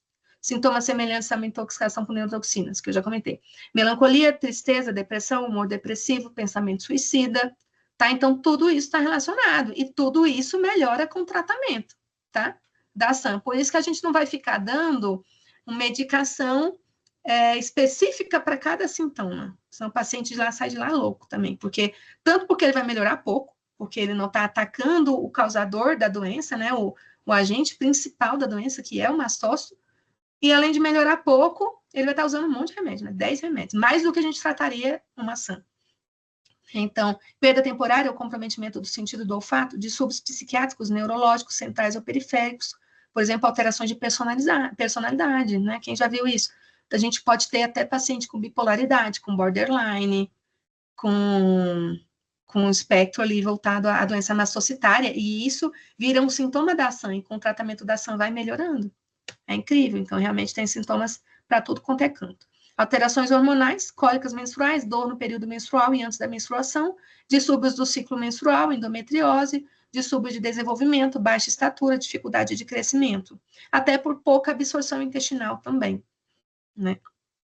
Por inflamação intestinal. Aspectos nutricionais, então as bebidas alcoólicas são pouco toleradas geralmente em pequenas quantidades, quando a pessoa tolera. Ataques de fome intensa, apetite voraz, deficiência de vitaminas e nutrientes, principalmente ferro e vitamina B12, e aí também entra a questão de absorção prejudicada. Predisposição a inflamações, então aumento da suscetibilidade de infecções e inflamações pelo corpo inteiro, dor de garganta, rouquidão, sinusite, tonsilite, hiperplasia de tonsilas faríngeas, aqui que são as nossas amígdalas, né? Não pode operar porque ela é uma proteção. Se a gente tira aquelas amígdalas ali que estão respondendo como uma defesa e elas estão inchando e juntando toda a nossa proteção ali, se a gente tira, a tendência dessas infecções é aumentar. Então, a gente tem que tratar, é o mastócito. Sintomas semelhantes aos da gripe, sem surto claro de doença, sensação persistente de mal-estar, dor em membros, gânglios linfáticos permanentemente inchados ou doloridos. Inflamação de tecido conjuntivo, então local sob a pele com dor inflamatória ou sensibilidade à pressão. Você toca e você sente que está doendo mais por pressão. Não só porque o seu corpo é frágil da sede, mas porque também está mais inflamado. Então, quando você faz uma dieta antistamínica, por exemplo, ou faz um tratamento da SAM, você percebe a melhora dessa dor na pressão, a melhora até de alodínia, de sensibilidade tátil. Então, não é só pela fragilidade, é também pela inflamação. Inflamação crônica, não bacteriana do cérebro, então encefalite crônica. A pessoa sente, às vezes, que está emburrecendo, que está com o cérebro inflamado, que está lerda, que precisa ler e reler, e reler, e reler. Sensação de calor e pressão na cabeça. Inflamação de bexiga, cistite não bacteriana. Toda hora está com infecção urinária, usa antibiótico e não melhora. Por quê? Porque não é bacteriana. É inflamatório, é mastocitário. E às vezes o antibiótico vai piorar, porque ele vai ativar mais mastócito. Né? Então, dolorosa, ardente, micção frequente, urgência miccional, ardência, hiperemia e irritabilidade ocular, conjuntivite inflamatória, lacrimejamento, pode ter secreção no canto dos olhos, visão turva, visão em véu, visão borrada, dor articular nos ossos, nos tecidos, dor nas costas, isso tudo vocês já sabem de cor. Dor de dente temporária, gengivas inflamadas ou dente ciso inflamado, herpes simples labial ou sintomas semelhantes, como a quelite angular, que é aquele sapinho, aquelas rachaduras do lado aqui no cantinho da boca. Um corpo persistentemente inflamado, irritável e enfraquecido. Pode ser mais sensível a pequenas influências ambientais que passam despercebidas por uma pessoa saudável. Então, a gente vai ter sensibilidade ao clima, tem artigos que já mostram uma eletrosensibilidade e sensibilidade a raios terrestres, pontos de força, estrutura em grade e outros fenômenos de radiestesia. Eu tenho uma paciente que ela só melhorou da ação dela quando ela saiu da cidade e foi para morar na beira da praia. Ela só pegava o computador ou o celular em casos muito raros para falar com um parente, uma coisa muito pontual, e o computador para falar comigo em consulta. E ela tinha, inclusive, uma dor de neuralgia do trigêmeo, que ela já tinha usado tudo quanto é tratamento e anticonvulsivante para tentar melhorar, e não melhorava por nada desse mundo. Não melhorava da desautonomia, do mal-estar, de todos esses 1000 sintomas, e ela fez o tratamento do mastócito, começou a melhorar essa dor do trigêmeo, mas só melhorou 100%, e hoje ela está ótima, com uma vida praticamente normal, porque ela tirou contato com telas. Radiestesia, assim, tudo que causa ela percebia nitidamente. Fala assim, ó, a cidade me piora. Se eu passo perto de celular, de computador, tudo isso, essa radiação que a gente absorve da cidade, piora. Então, tem gente que só melhora quando se afasta. Não é todo mundo, graças a Deus, né? Senão fica todo mundo muito isolado. Mas ela teve uma vida muito melhor assim. Tem uma outra também que mudou para Lusiânia, e que lá ela está plantando a horta dela, está vivendo natural ali, vai para o trabalho a pé, tem uma cidade mais pequenininha, evita tela e está muito melhor também. Então, essa questão da radiestesia eu já vejo na prática com meus pacientes. Aqui é para vocês perceberem o curso dos sintomas em fase aguda, que ele vai subir muito numa crise aguda e vai cair. E uma pessoa que não necessariamente ela está naquela crise aguda, que é essa que a gente pega até os mediadores inflamatórios elevados, mas um quadro que está cronicamente ativado e que está só piorando. E que nesse quadro cronicamente ativado que está só piorando, que muita gente se enquadra aqui, é muito difícil pegar os mediadores inflamatórios. A doença está subindo cronicamente. Você nem sempre pega o mediador no sangue, porque você não está no pico. E você não volta para o seu basal de saúde, que é que uma pessoa com um estímulo ali, né, de uma infecção, alguma coisa que causou uma liberação ali mastostária, sintomas ali no corpo, normal, e depois volta. Ela está na saúde aqui, ela está dentro do normal, porque um pouquinho todo mundo libera e todo mundo pode ter. É diferente do outro que crônico, que nunca volta para o normal, e é diferente daquele que tem grandes picos que ainda consegue voltar, mas não entrou naquele quadro crônico de piora, que você não percebe nem a relação direita dos sintomas e o que está causando cada sintoma, que aí é aquela fase que você precisa de um detox, né? Um detox ali de uma dieta antistamínica, às vezes das próprias medicações, né? Que tem que dar uma zerada ali no seu corpo, porque você já não percebe nem o que está gerando seus sintomas mais. E aqui a liberação de histamina, ela pode atingir até um máximo de 24 horas, depois ela começa a cair, tá? Mas você lembra, naquele primeiro quadro que eu mostrei para vocês, ela tem uma resposta muito imediata. Mesmo que ela já tenha uma resposta imediata, ela ainda sobe até 24 horas, depois ela cai, tá? E ó, a concentração do estímulo é muito menor, infinitamente menor. Por quê? Porque isso aqui é um corpo muito sensível. É uma ativação mastostária, é uma doença mastocitária, em um organismo muito sensível, então esse mastócito ele é muito ativado. Então, mesmo que o estímulo, né, o gatilho seja pequeno, a resposta estaminérgica ali foi muito elevada, tá? O diagnóstico da SAM, a gente tem que ter 3 critérios para o diagnóstico. É a mesma coisa que a gente vai ver aqui, ó.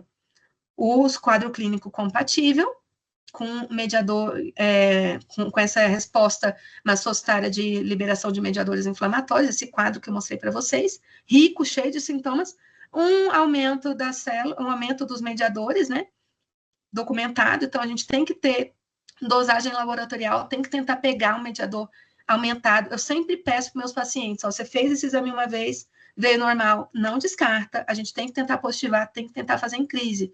O fato de vir normal não descarta. E a gente tem que também ter uma resposta clínica. Então, se a SAM melhora, gente, a SAM melhora e melhora muito. E quem é meu paciente está acostumado a ver que melhora, porque melhora mesmo. Se não estiver melhorando, eu sempre falo isso também, tem que começar a pensar em outra doença, porque a resposta clínica faz parte dos critérios diagnósticos, tá? Tem que melhorar. Não significa que você vai ficar 100%, até porque a SAM, ela tem muitos estímulos ambientais, que eu vou mostrar para vocês também, está quase acabando. E aí ela tem estímulos ambientais, então se você não consegue liberar esses estímulos ambientais, que é muito difícil, a gente não vive numa bolha, a gente vai ter um corpo sensível, que vai ser estimulado o tempo inteiro por um monte de coisa. Então, você conseguir isolar isso tudo é quase viver numa bolha mesmo, é muito difícil. Então, você vai ter que controlar vários estímulos externos e também o que você ingere, porque os alimentos também ativam, né? E também as medicações que você toma, porque se você trata, por exemplo, o exemplo que eu dei da neuralgia do trigêmeo, você usa um anticonvulsivante que vai liberar histamina. Você pode usar um antidepressivo que vai liberar histamina. Então, quando eu passo um antidepressivo para um paciente meu, e que eu passo com frequência até para tratar uma desautonomia, para fazer um tratamento de dor crônica, eu tenho que colocar no pacote do tratamento dele que vai ter um pouquinho de liberação de histamina. E eu faço isso de forma consciente, porque naquele momento aquela medicação vai ser um benefício maior para aquele paciente. Eu estou controlando isso com o meu restante do tratamento. Então, isso é muito importante, até para evitar também a automedicação, para vocês verem a complexidade da doença, dos sintomas e do tratamento. Então, na hora de medicar, a gente tem que considerar o que vai melhorar, qual mediador anti-inflamatório que eu quero bloquear, qual que é o principal que está sendo liberado nesse paciente, qual outra doença que ele tem, outra comorbidade que eu preciso tratar em conjunto, que está sendo muito difícil para ele, muito insuportável para ele, que vai me exigir o uso de uma medicação que às vezes libera um pouquinho de histamina, lógico, a gente vai buscar sempre a que menos libera histamina ou algum outro mediador inflamatório, ou que bloqueia uma DAO, né, que é a diamino-oxidase, que degrada a histamina. Então, se eu uso uma medicação que bloqueia a enzima que degrada a histamina, eu vou estar aumentando minha histamina corporal. Então, tudo isso a gente tem que pensar na terapia. Tá? E aí... Josi, só para te avisar, que já deu 1h30, tá? Eu avisei aqui quando deu um pouco mais de 1 hora, mas acho que você não viu. Eu não vi, mas eu vou tentar fechar, então. Viu? Vou acelerar aqui. Então, pessoas que têm SAN têm um risco aumentado de anafilaxia. A gente vai estar atento aos sinais ABC, que é via respiratória, via aérea, respiração e circulação. Tem as canetas de adrenalina que a gente pode usar. Eu não tenho, como eu falei antes, não tenho nenhum conflito de interesse, né? Eu só coloco aqui meramente ilustrativo. Se não melhora, com 3 minutos já pode fazer outra injeção de adrenalina. A orientação é procurar o serviço de emergência, mesmo que você use a caneta e que já tenha grande melhora, porque você pode ter uma recidiva dos sintomas depois de um tempo. Então, a gente tem que ajustar essa medicação, às vezes fazer um corticóide venoso pela urgência para melhorar. Então, aqui eu já comentei, mas os fatores desencadeantes são vários. Então, pressão, exercício. Então, na hora de tratar a desautonomia, a gente vai ter que tomar cuidado com o exercício, porque tem uma forma correta de fazer. Fadiga, trauma, os químicos, não medicamentos, alimentos, toxinas, infecções, hormônios, estresse, alérgenos externos, né, ambientais, a temperatura, odor, barulho, estresse e luz. Aqui no odor a gente entra também em terapias como os próprios óleos essenciais, tá? Tem que tomar cuidado. E a sensibilidade do gatilho vai depender muito do paciente e é muito importante identificar isso daqui para ajudar no tratamento.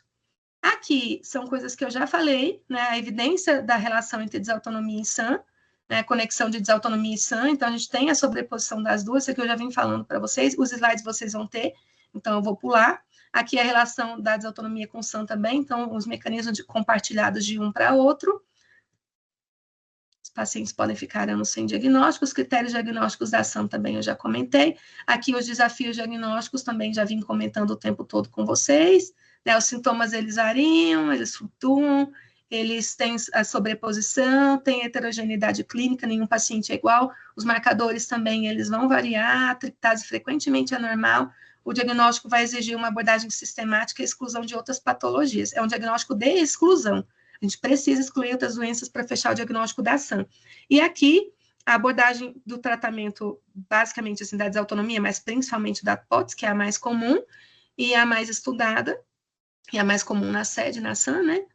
O tratamento básico da POTS, mas se o paciente tiver SAN, a gente vai tratar com antihistamínicos, H1, H2, vai otimizar a dose, vai evitar gatilho, a gente usa o cromoglicato e o cetotifeno para estabilizar mastócito, o cetotifeno tem também um efeito antihistamínico, aqui tem um tratamento para casos mais refratários, então antagonistas de leucotrienos, o omalizumab, que é uma terapia anti-IgE, muito boa, né, muito potente, que a gente pode fazer a injeção subcutânea semanal. Aqui, para casos de mastocitose sistêmica, né, a avapritinib. E lembrando aqui que na POTS, o tratamento básico da prótese, a gente, se o paciente tiver uma provável SAN, a gente vai evitar os beta-bloqueadores, porque eles são liberadores de histamina, tá? E aqui a midodrina, ela entra quando a pressão também abaixa um pouco, apesar de não ter critério para hipotensão ortostática. Então, entra naquela POTS hipovolêmica. As medicações aqui, eu já li também ali para vocês. Algumas coisas eu preferi deixar escritas, porque vocês vão ter os slides para poder estudar. Então, aqui também, isso aqui é o que eu vou passar rapidamente. Então, as comorbidades, isso aqui tudo está aqui, tá? Eu só estou detalhando aqui as comorbidades que o paciente pode ter: hipermobilidade, neurodivergências, doenças autoimunes, SIBO, intestino irritável, dermatite atópica, psoríase, asma, alergias alimentares. É importante ter uma investigação multidisciplinar e um acompanhamento multidisciplinar, porque a doença vai acometer vários sistemas, né, como eu já expliquei. A expansão volêmica é importante para reduzir a taquicardia reflexa, então, mesmo no paciente com POTS, que não tenha hipovolemia, a gente vai ter um benefício da expansão volêmica, porque ela tem um efeito na taquicardia reflexa. Então, aumentar a ingesta de água e sal ajuda. Medidas compressivas ajudam na desautonomia, mas cuidado, porque muito paciente não vai tolerar, porque ativa mastócito, aumenta o calorão, começa a gerar urticária. Eu mesma não aguento, eu fico com calor insuportável, fico cheia de urticária. Contra manobras físicas para desautonomias, então, quando você fica em pé, você já cruza a perna, agachar quando sentir sintomas, contrair musculatura, deitar e elevar membros inferiores, são coisas que ajudam. Modificações de dieta, então, refeições pequenas e frequentes, evitar carboidratos refinados, reduzir álcool e cafeína e evitar alimentos quentes e muito frios. A dieta anti-histamínica, vocês já devem até ter tido aula sobre isso, mas evitar os medicamentos que liberam histamina, e o principal é você restringir por 60 dias e depois fazer uma reintrodução gradual de um alimento por vez, lógico, só daqueles que foram saudáveis, né? Não vai reintroduzir embutido, enlatado, refrigerante, coisa com corante, coisa que vai fazer mal para todo mundo. Não, então reintrodução gradual dos saudáveis a cada 5 dias, observando os sintomas depois daquela limpeza do organismo, que aí você vai começar a perceber realmente o que te faz mal, que não são todos. A dieta anti-histamínica, ela não tem que ser feita a longo prazo e não é igual para todo mundo. A gente tem que identificar os gatilhos. Faz um diário alimentar com o alimento consumido, relação dos sintomas, qual alimento, dia e hora do consumo, qual sintoma, a intensidade, dia e hora do sintoma, o aspecto das fezes, tá? Então, isso tudo ajuda no tratamento da SAM e vai ajudar a compensar a desautonomia. Suplementação que ajuda muito, principalmente a quercetina, que ela tem um efeito antioxidante muito potente. A vitamina C e a vitamina D, a gente tem documentação já científica disso no tratamento da SAM.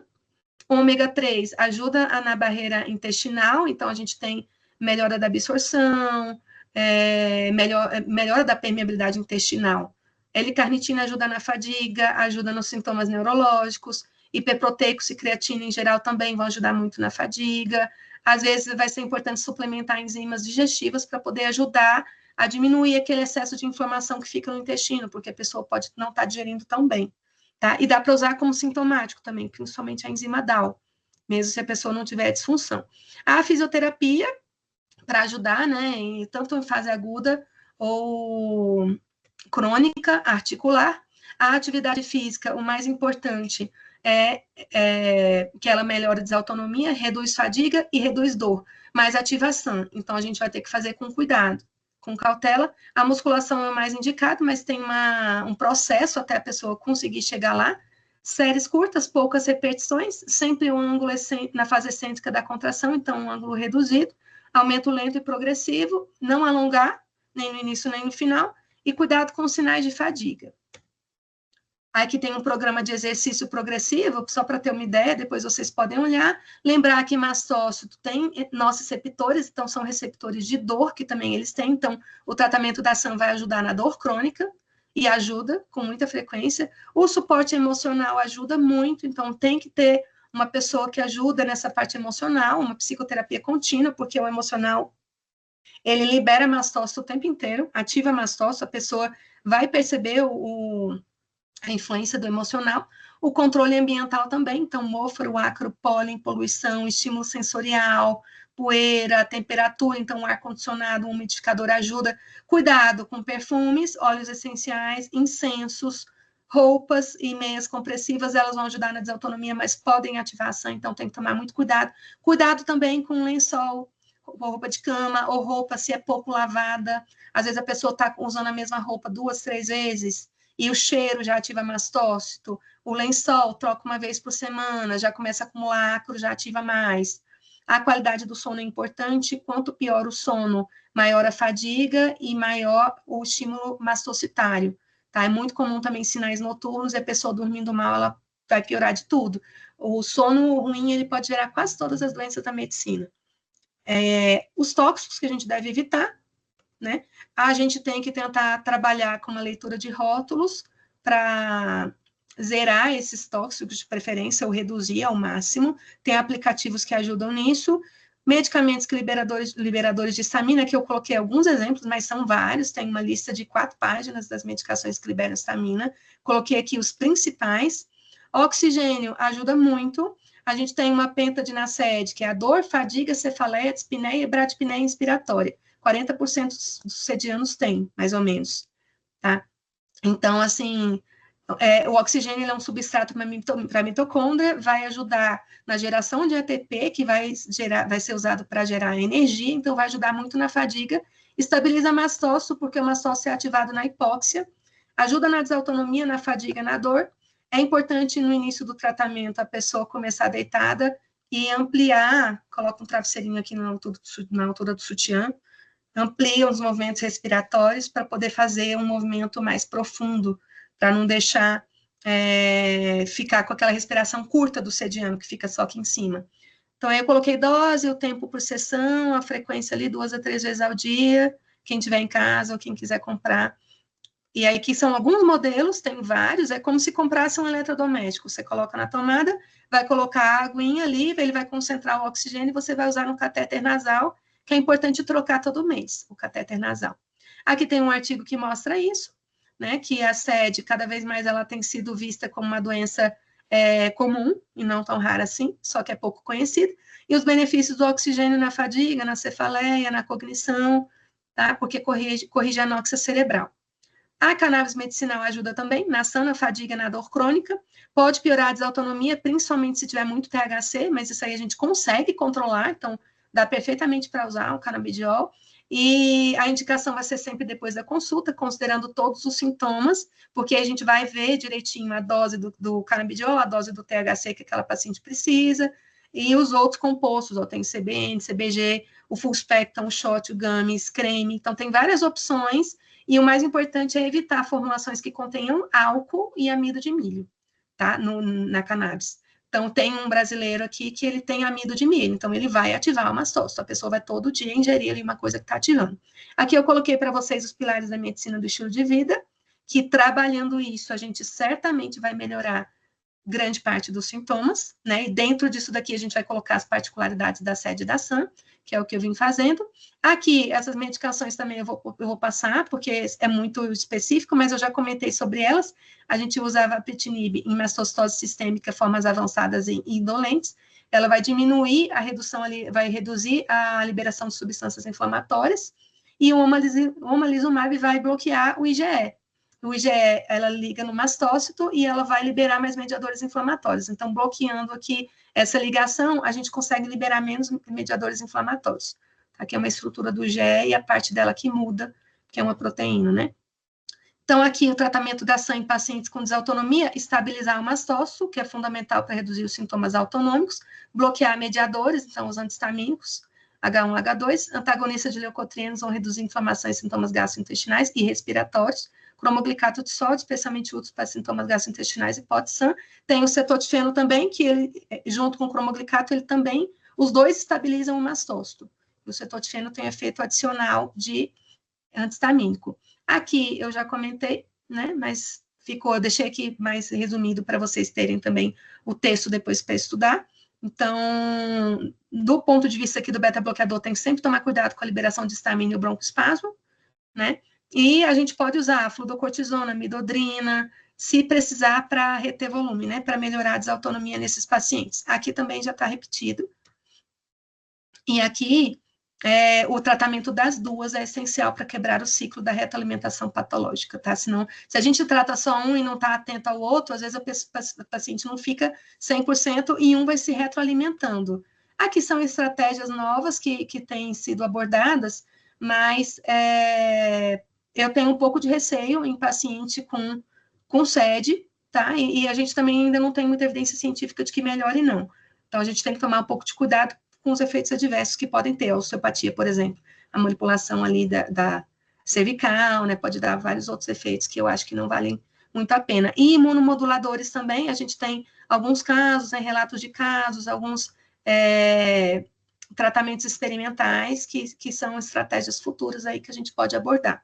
Tem até um paciente agora que está internado, que está começando o tratamento. Então, a gente tem alguns casos mais complexos, mais raros, que a gente pode pensar em usar, né, casos mais refratários. Aqui também um artigo, vou deixar para vocês esses artigos aqui, para quem ainda não conhece, e eu vou finalizar, porque a gente já gastou muito tempo. Mas isso aqui está resumindo, estou mostrando o que trouxe as conclusões que eu passei para vocês, né? Alguns artigos que trouxeram essas conclusões. E aqui tem um que fala, que é o mais diferente, que ele fala do tratamento com a naltrexona, como modulador, né, em baixa dose, e a imunoglobulina também, como eu tinha comentado, e o mastócito, cadê? Como efeito, aqui, ó, o efeito do mastócito também em doenças cardiovasculares e metabólicas, tá? Então, tem outras doenças também mastocitárias que a gente tem cada vez mais percebido a relação do mastócito nessas doenças, tá? Então, ele está longe de ser uma célula só da alergia, né, só do alergologista, cada vez mais eu vejo relação dele na cardiologia também, né? Então, eu vejo que eu não estou muito fora da minha área, né, que faz sentido. A gente também tem doenças obstrutivas vasculares, como trombose, né, como infarto, a gente tem a angina alérgica, tem outros casos aí, tem os aneurismas, né, por aglomeração de mastócito na parede dos vasos, e aí dilatação dos vasos e rotura de aneurisma, então tem as doenças aqui metabólicas, tem outras coisas que são relacionadas e que, aos poucos, os estudos vão mostrando, né? Que a gente já tem alguns estudos incipientes sobre isso, apesar de que esse aqui é bem antiguinho, que é de 2012. Então, já tem alguns estudos que falam. E aqui também já é tudo que eu falei, é só a atuação de cada medicamento naquela via, é um resumo para vocês, tá? Mas vamos lá, porque eu, como uma boa tagarela falante, passei muito do meu tempo.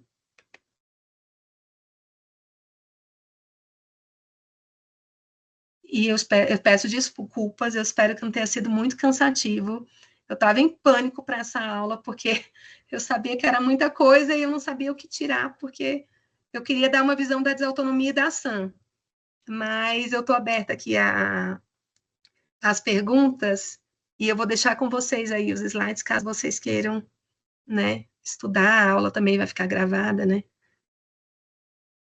Muito bom. Obrigada, Josiane. Foi bem denso mesmo. Só antes da gente dar um intervalo, só fazer um comentário, né? Como você já mostrou aí, principalmente agora no final, infelizmente, você falou no início e agora sobre a desautonomia, agora você falou no final mais sobre a questão da ação e da síndrome de Ehlers-Danlos, né, especificamente. É, Infelizmente, a desautonomia, bem como você falou, já tinha lido sobre isso, ela foi estudada ali na década de 90, começaram a voltar a falar sobre esse assunto e morreu, não sabe por quê. Eu imagino que, como isso seja uma coisa da área da cardiologia, que é mais estudada pela cardiologia, né? É, as questões das doenças cardiovasculares mais frequentes, como infarto, associada à dislipidemia, trombose, etc., vieram mais à tona, então as pessoas começaram a investir mais nisso, e aí deixaram para lá a desautonomia como se fosse menos importante, mas não é. A questão da pressão alta, vamos dizer assim, da hipertensão arterial, ela é mais mortal, né? Eu sempre falo, eu acho que o problema de algumas doenças crônicas é que elas matam aos poucos, e antes de matar, elas provocam uma série de males que perturbam a mente da gente. Com relação assim, de ativação mastocitária, não é diferente, né? Essas coisas do estudo do mastócito em si, se você for pegar livros básicos, né, de ciência básica, de histologia, por exemplo, ou mesmo de patologia, que deveriam dissecar um pouco mais sobre o mastócito, já que ele está envolvido em tantas coisas, você vê que até nos livros mais recentes, eu sei que eu dou aula para alunos de medicina e eu tenho acesso aos livros novos, os livros desse ano, você sempre tem uma coisa muito pequena relacionada a mastócito, como se o conhecimento fosse pouco. Realmente, frente a outras linhagens celulares, ele é pequeno, mas fica uma coisa assim meio genérica, né? Tipo, o mastócito é no tecido conjuntivo, ponto. Só que aí também sobre tecido conjuntivo, a coisa ainda é muito obscura, né? E eu, como sou da área mais molecular, eu não sou de histologia e tal, mas eu sou de bioquímica médica, né? Eu, assim que soube do que se tratava, né? Eu já sabia que tinha síndrome, que eles chamavam, né? Síndrome de hipermobilidade articular, antigamente. E depois eu descobri que isso tinha relação com os meus sintomas alérgicos, todos que eu tinha, com os meus sintomas de hipotensão, de taquicardia postural, de taquicardia pós-refeição, de hipoglicemia, etc, etc. Eu falei, ah, tá. Foi até assim por conta dessa clínica toda, né, e esse histórico, que a reumatologista fechou o diagnóstico de CDH lá em 2017, quando ainda estava meio obscura a questão. Mas o que, assim, eu vejo que assim, ficou uma coisa grande na sua apresentação, porque o que tem hoje, como então todo mundo resolveu olhar, então essas coisas eu entendo que a SAM e a desautonomia, elas voltaram a ser uma temática recorrente na ciência por conta da síndrome de Ehlers-Danlos, delas em geral, mas especificamente da hipermóvel, que a cada dia a gente vê que ela está parecendo muito mais um problema de saúde pública do que uma doença rara, como se imaginava, vista as outras, né? E eu sempre digo, vou ficar repisando sempre nesse assunto, eu creio que se há uma mutação, é alguma coisa que envolve justamente esse processo, ou diretamente no mastócito, ou de alguma coisa relacionada à sinalização dele, e talvez seja esse o problema que tenha sido verificado agora pelo pessoal de genética médica, que ficou muito focado em colágeno e metaloproteinases e calicreínas, etc. Até tem, né, mas as proteases que estão envolvidas diretamente no processamento de colágeno e remodelagem de tecido conjuntivo. E aí parou-se um pouco de olhar sobre essa questão da sinalização, que, como a gente vê, é uma constante, né? Agora, a repercussão alérgica, vamos chamar assim, atópica, ela pode, em alguns indivíduos, cambar mais para a questão gastrointestinal, que é uma coisa muito comum, ou para essas questões de pele e respiratórias. Às vezes a pessoa tem tudo ao mesmo tempo agora, né? Mas, assim, eu, como pessoa alérgica desde o nascimento, né? Inclusive, você falou ali sobre as amígdalas, eu vou, me permita no meu estudo de caso discordar, eu acho que foi a melhor coisa que eu fiz na vida, foi minha mãe ter tirado minhas amígdalas com 3 anos, porque eu tinha uma infecção atrás da outra e meu quadro era muito mais grave enquanto eu tinha amígdala. Algum momento veio essa história dentro da otorrinolaringologia que não se deveria, porque era um tecido de proteção. Para pessoas hipersensíveis, é uma ajuda que faz mal, né? E eu verifico isso com pessoas da minha idade, eu tenho 53 anos, que padecem de várias outras complicações iniciadas por processos de amidalite. Porque tudo num paciente Ehlers-Danlos ou uma pessoa que tem essa síndrome, que é a pessoa atópica, ele é sempre hiperestimulado, né? E também vivi nessa minha jornada em alergologistas ao longo da vida e passei por vários, né? Essa questão que você mesmo colocou aí me deu até uma dorzinha no coração, ver que ainda é uma coisa recorrente, eu sei que não é sua, mas é da área médica, que é a retirada de coisas. Troca lençol, bota plástico, sem cortina, sem tapete, sem perfume, sem cheiro, sem isso, sem comer isso, sem comer aquilo, sem comer aquilo outro. E aí, como você muito apropriadamente falou, existe uma estreitíssima relação entre sistema imunológico e sistema nervoso no que diz respeito à parte emocional. Então, eu já me perguntei isso lá atrás, antes de ter qualquer conhecimento maior, né? Quando eu estava na graduação, ainda no curso de farmácia, já me perguntei isso. O que será que pesa mais, né?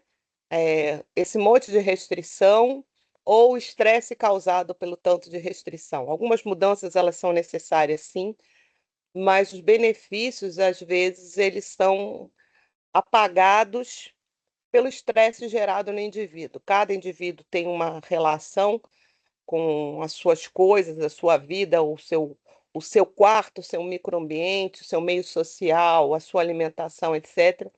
Obviamente, né? Como você também falou, alimentos industrializados, ultraprocessados, isso aí acho que já não há, só os negacionistas mesmo, mas já é uma unanimidade, a gente sabe que esses são, sim, fatores que prejudicam muito, e aí eu diria, muito, muito pior do que qualquer componente que possa haver nesse ou naquele alimento, né? Eu tenho visto essas listas aí de dietas de baixa estamina e aquilo me causa calafrios, porque eu vejo assim uma série de alimentos naturais, banana, uva, sabe, coisas do gênero, leite, queijo, peixe, e é basicamente a alimentação inteira, aí no meio tem embutidos e tal. Eu digo, meu Deus, essa pessoa vai viver de quê, né? Porque E assim, é óbvio que algumas pessoas experimentam benefícios porque estão mais hipersensibilizadas que as outras. E aí tem uma série de fatores que vão interferir nisso. Com relação à parte medicamentosa, é outra questão. A gente precisa ter um fígado saudável, feliz e saltitante para que a gente possa lidar bem com todas as coisas. O fígado ele tem um papel muito importante também na questão imunológica e também na questão inflamatória. E aí eu acho que nessa tentativa, que é uma jornada que toda pessoa com Ehlers-Danlos passa, de passar por 1.000 profissionais diferentes, a cada profissional que você vai, eles vão te prescrever 2, 3, 4 medicamentos, que não necessariamente o paciente vai relatar, eu tomo isso, você toma o quê? A pessoa diz nada.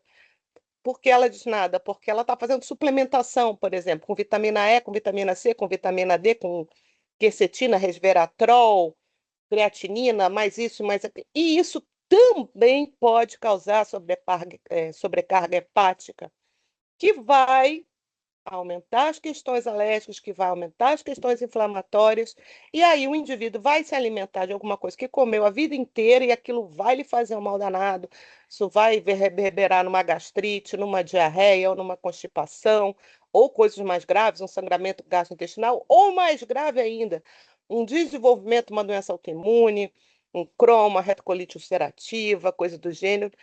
E aí ele vai para uma nutricionista, ou pior, vai para um médico, aí o médico diz, ai, não, coma isso, coma aquilo, interferindo numa área assim, né?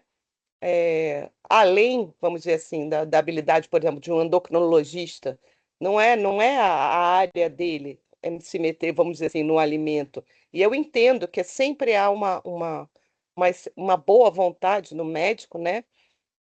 Em querer ajudar, mas algumas coisas, ainda mais assim, é como se fala, a gente é atendido por uma equipe multiprofissional, mas não é da forma, porque elas não são uma equipe, as pessoas não conversam entre si, os profissionais. E aí cabe ao paciente, que é mais ou menos instruído, ou mesmo que seja uma pessoa formada, etc., mas que não é da área de saúde, saber o que que ela tem que falar e relatar para que haja realmente esse trabalho em equipe.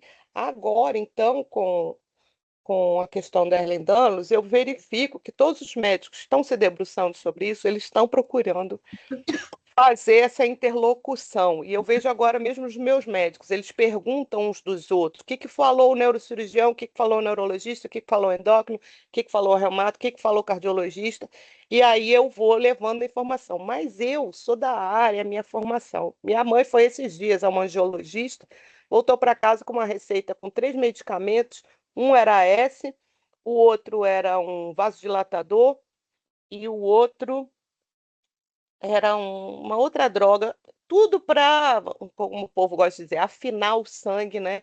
Vasodilatar. Minha mãe é hipotensa, meu Ehlers-Danlos vem dela.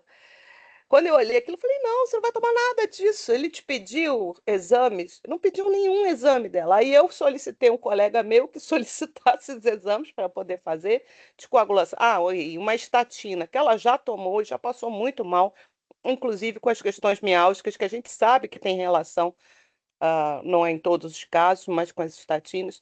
Então, assim, é, é, é de coração, eu entendo, e já falou para ela, olha, a gente vai fazer, mas eu não estou sentindo pulso aqui, talvez precise fazer uma cirurgia. Minha mãe tem 80 anos, então,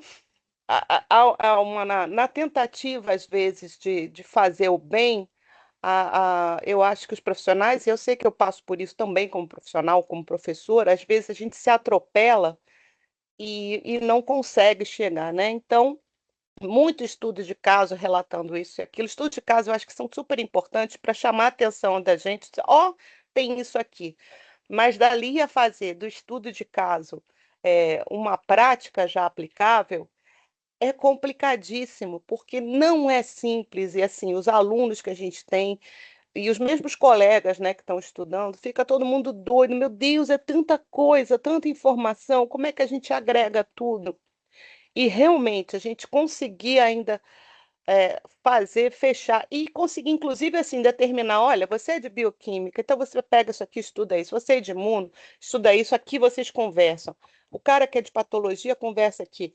E aí vai para os médicos, o cardiologista, o endocrinologista, o reumato, os múltiplos especialistas que a gente vai, como é que eles vão conseguir conectar entre si? Eu acho que é o maior desafio que a gente tem hoje no tratamento da síndrome de Ehlers-Danlos, para que a gente possa garantir aquilo que todo mundo espera. A gente sabe que não vai curar ninguém de síndrome de Ehlers-Danlos, mas a gente pode ter uma melhoria de qualidade de vida importante. E por último, para encerrar minha fala, eu juro que eu calo a boca, só vou fazer agora as considerações, deixar o pessoal falar.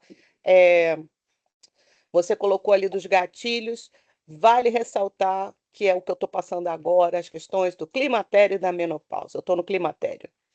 E o climatério desenvolveu um negócio que eu não achei que fosse envolver, que é uma artrite reumatoide, que eu nunca tive na vida, né?